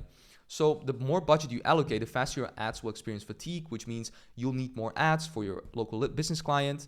But then again, you'll still reach a cap and you'll still be needing to create more and more and more ads. So with local businesses, we usually don't scale. We simply run one ad campaign, campaign, one ad group, a couple of ads for a long time. That's it. It's just really simple. Like, local business is pretty much the simplest way of actually just getting results for, just having an agency for local businesses in that sense.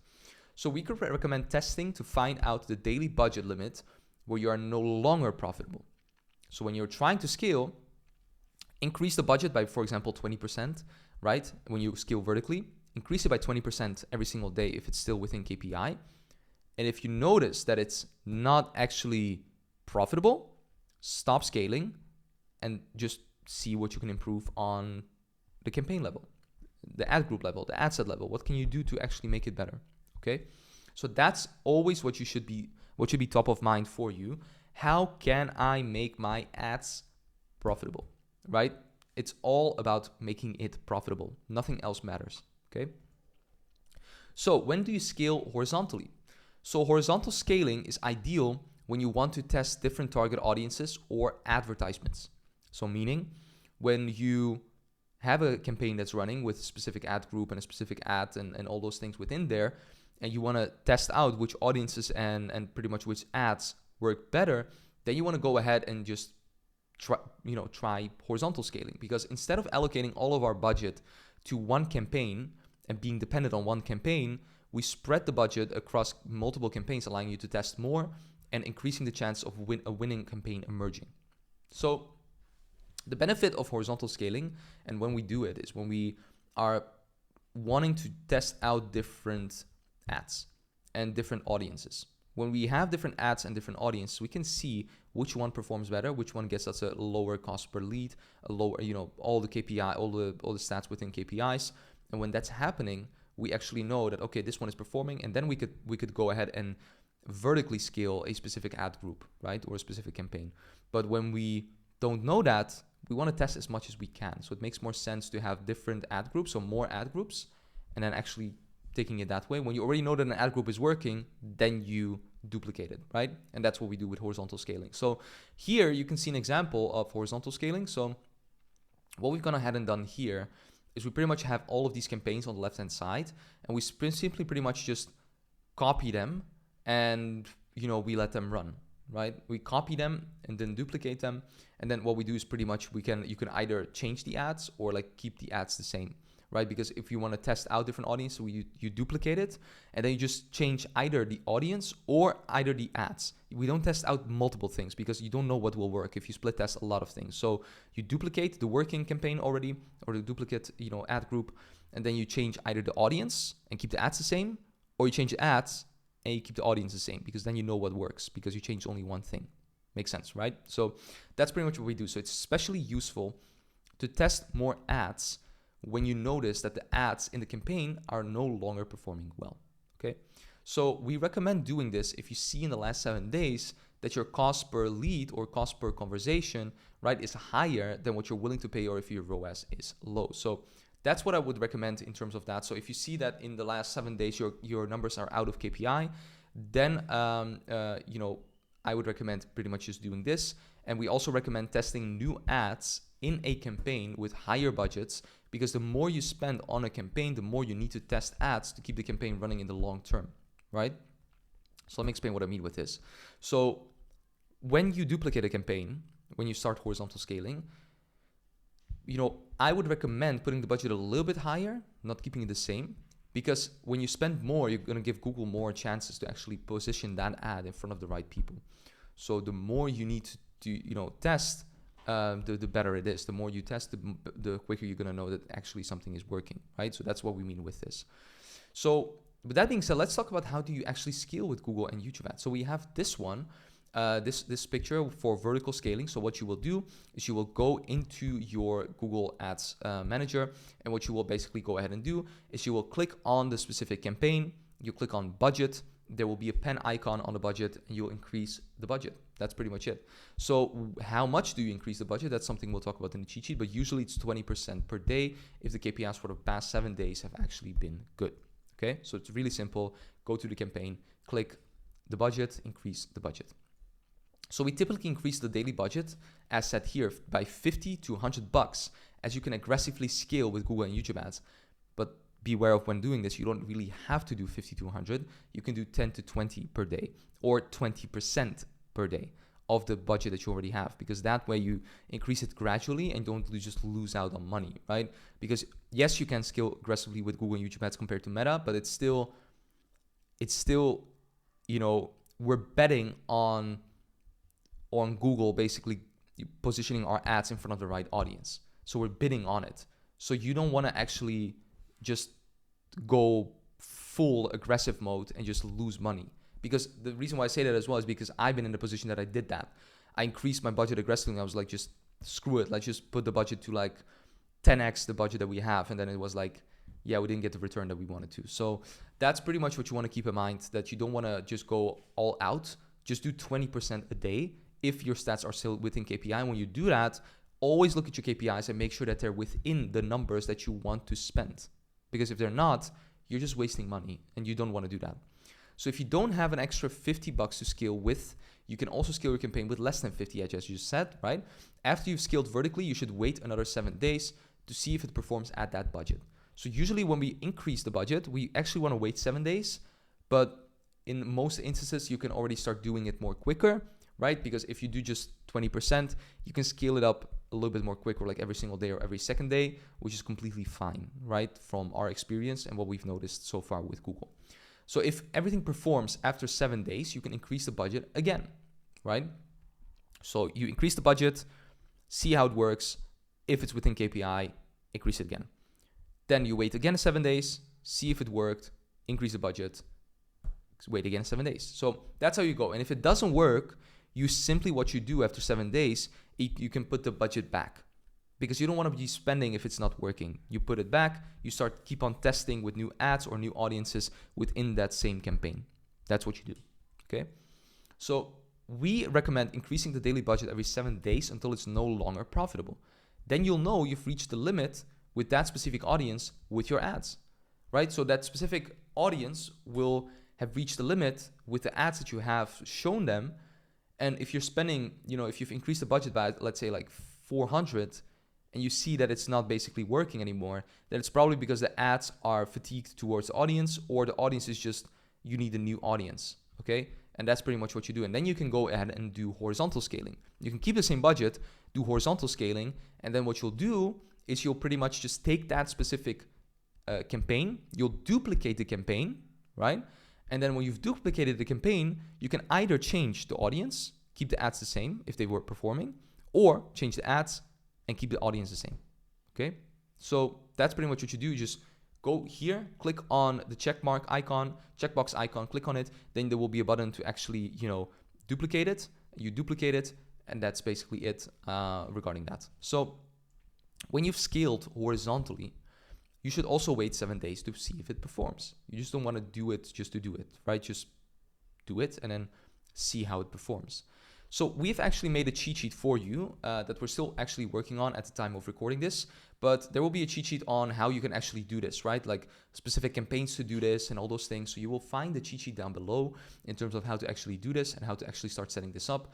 So go ahead and download this and start taking a look at this for yourself, where you will find everything on how to actually do it and how to actually scale it. Like I said, it's not as complicated as, learning and understanding the entire platform at first, but it's really important that you understand how to actually do it, so you do it good and you do it efficiently instead of just doing it just to do it, right? So take the document, go through it, start implementing it, and start getting results for yourself in terms of like the scaling part. So with that being said, guys, that was the scaling part. So try to apply vertical and horizontal scaling to your own advertising account on Google for your clients or for yourself, so that you're prepared to implement it immediately for your clients when the time comes. So I would recommend just testing it out immediately on clients, on yourself, just going with it, taking the document that I've actually given to you down below, start implementing it, start utilizing it for yourself. And if you have any questions, like I said, it will be explained in the cheat sheet. That's what we have the cheat sheet for.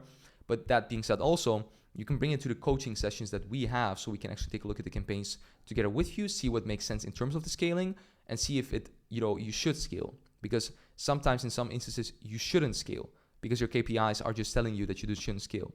So take the document that we gave you, go ahead and implement scaling if it's applicable for your current clients. If not, don't do it. If yes, do it. That being said, that was the module for scaling, how to do vertical and horizontal scaling. Hope you enjoyed. Let's get to the scaling part. Let's grow these businesses to the next level, or your own, and get it to the next level. I'll see you in the next video. Thanks for watching. Bye.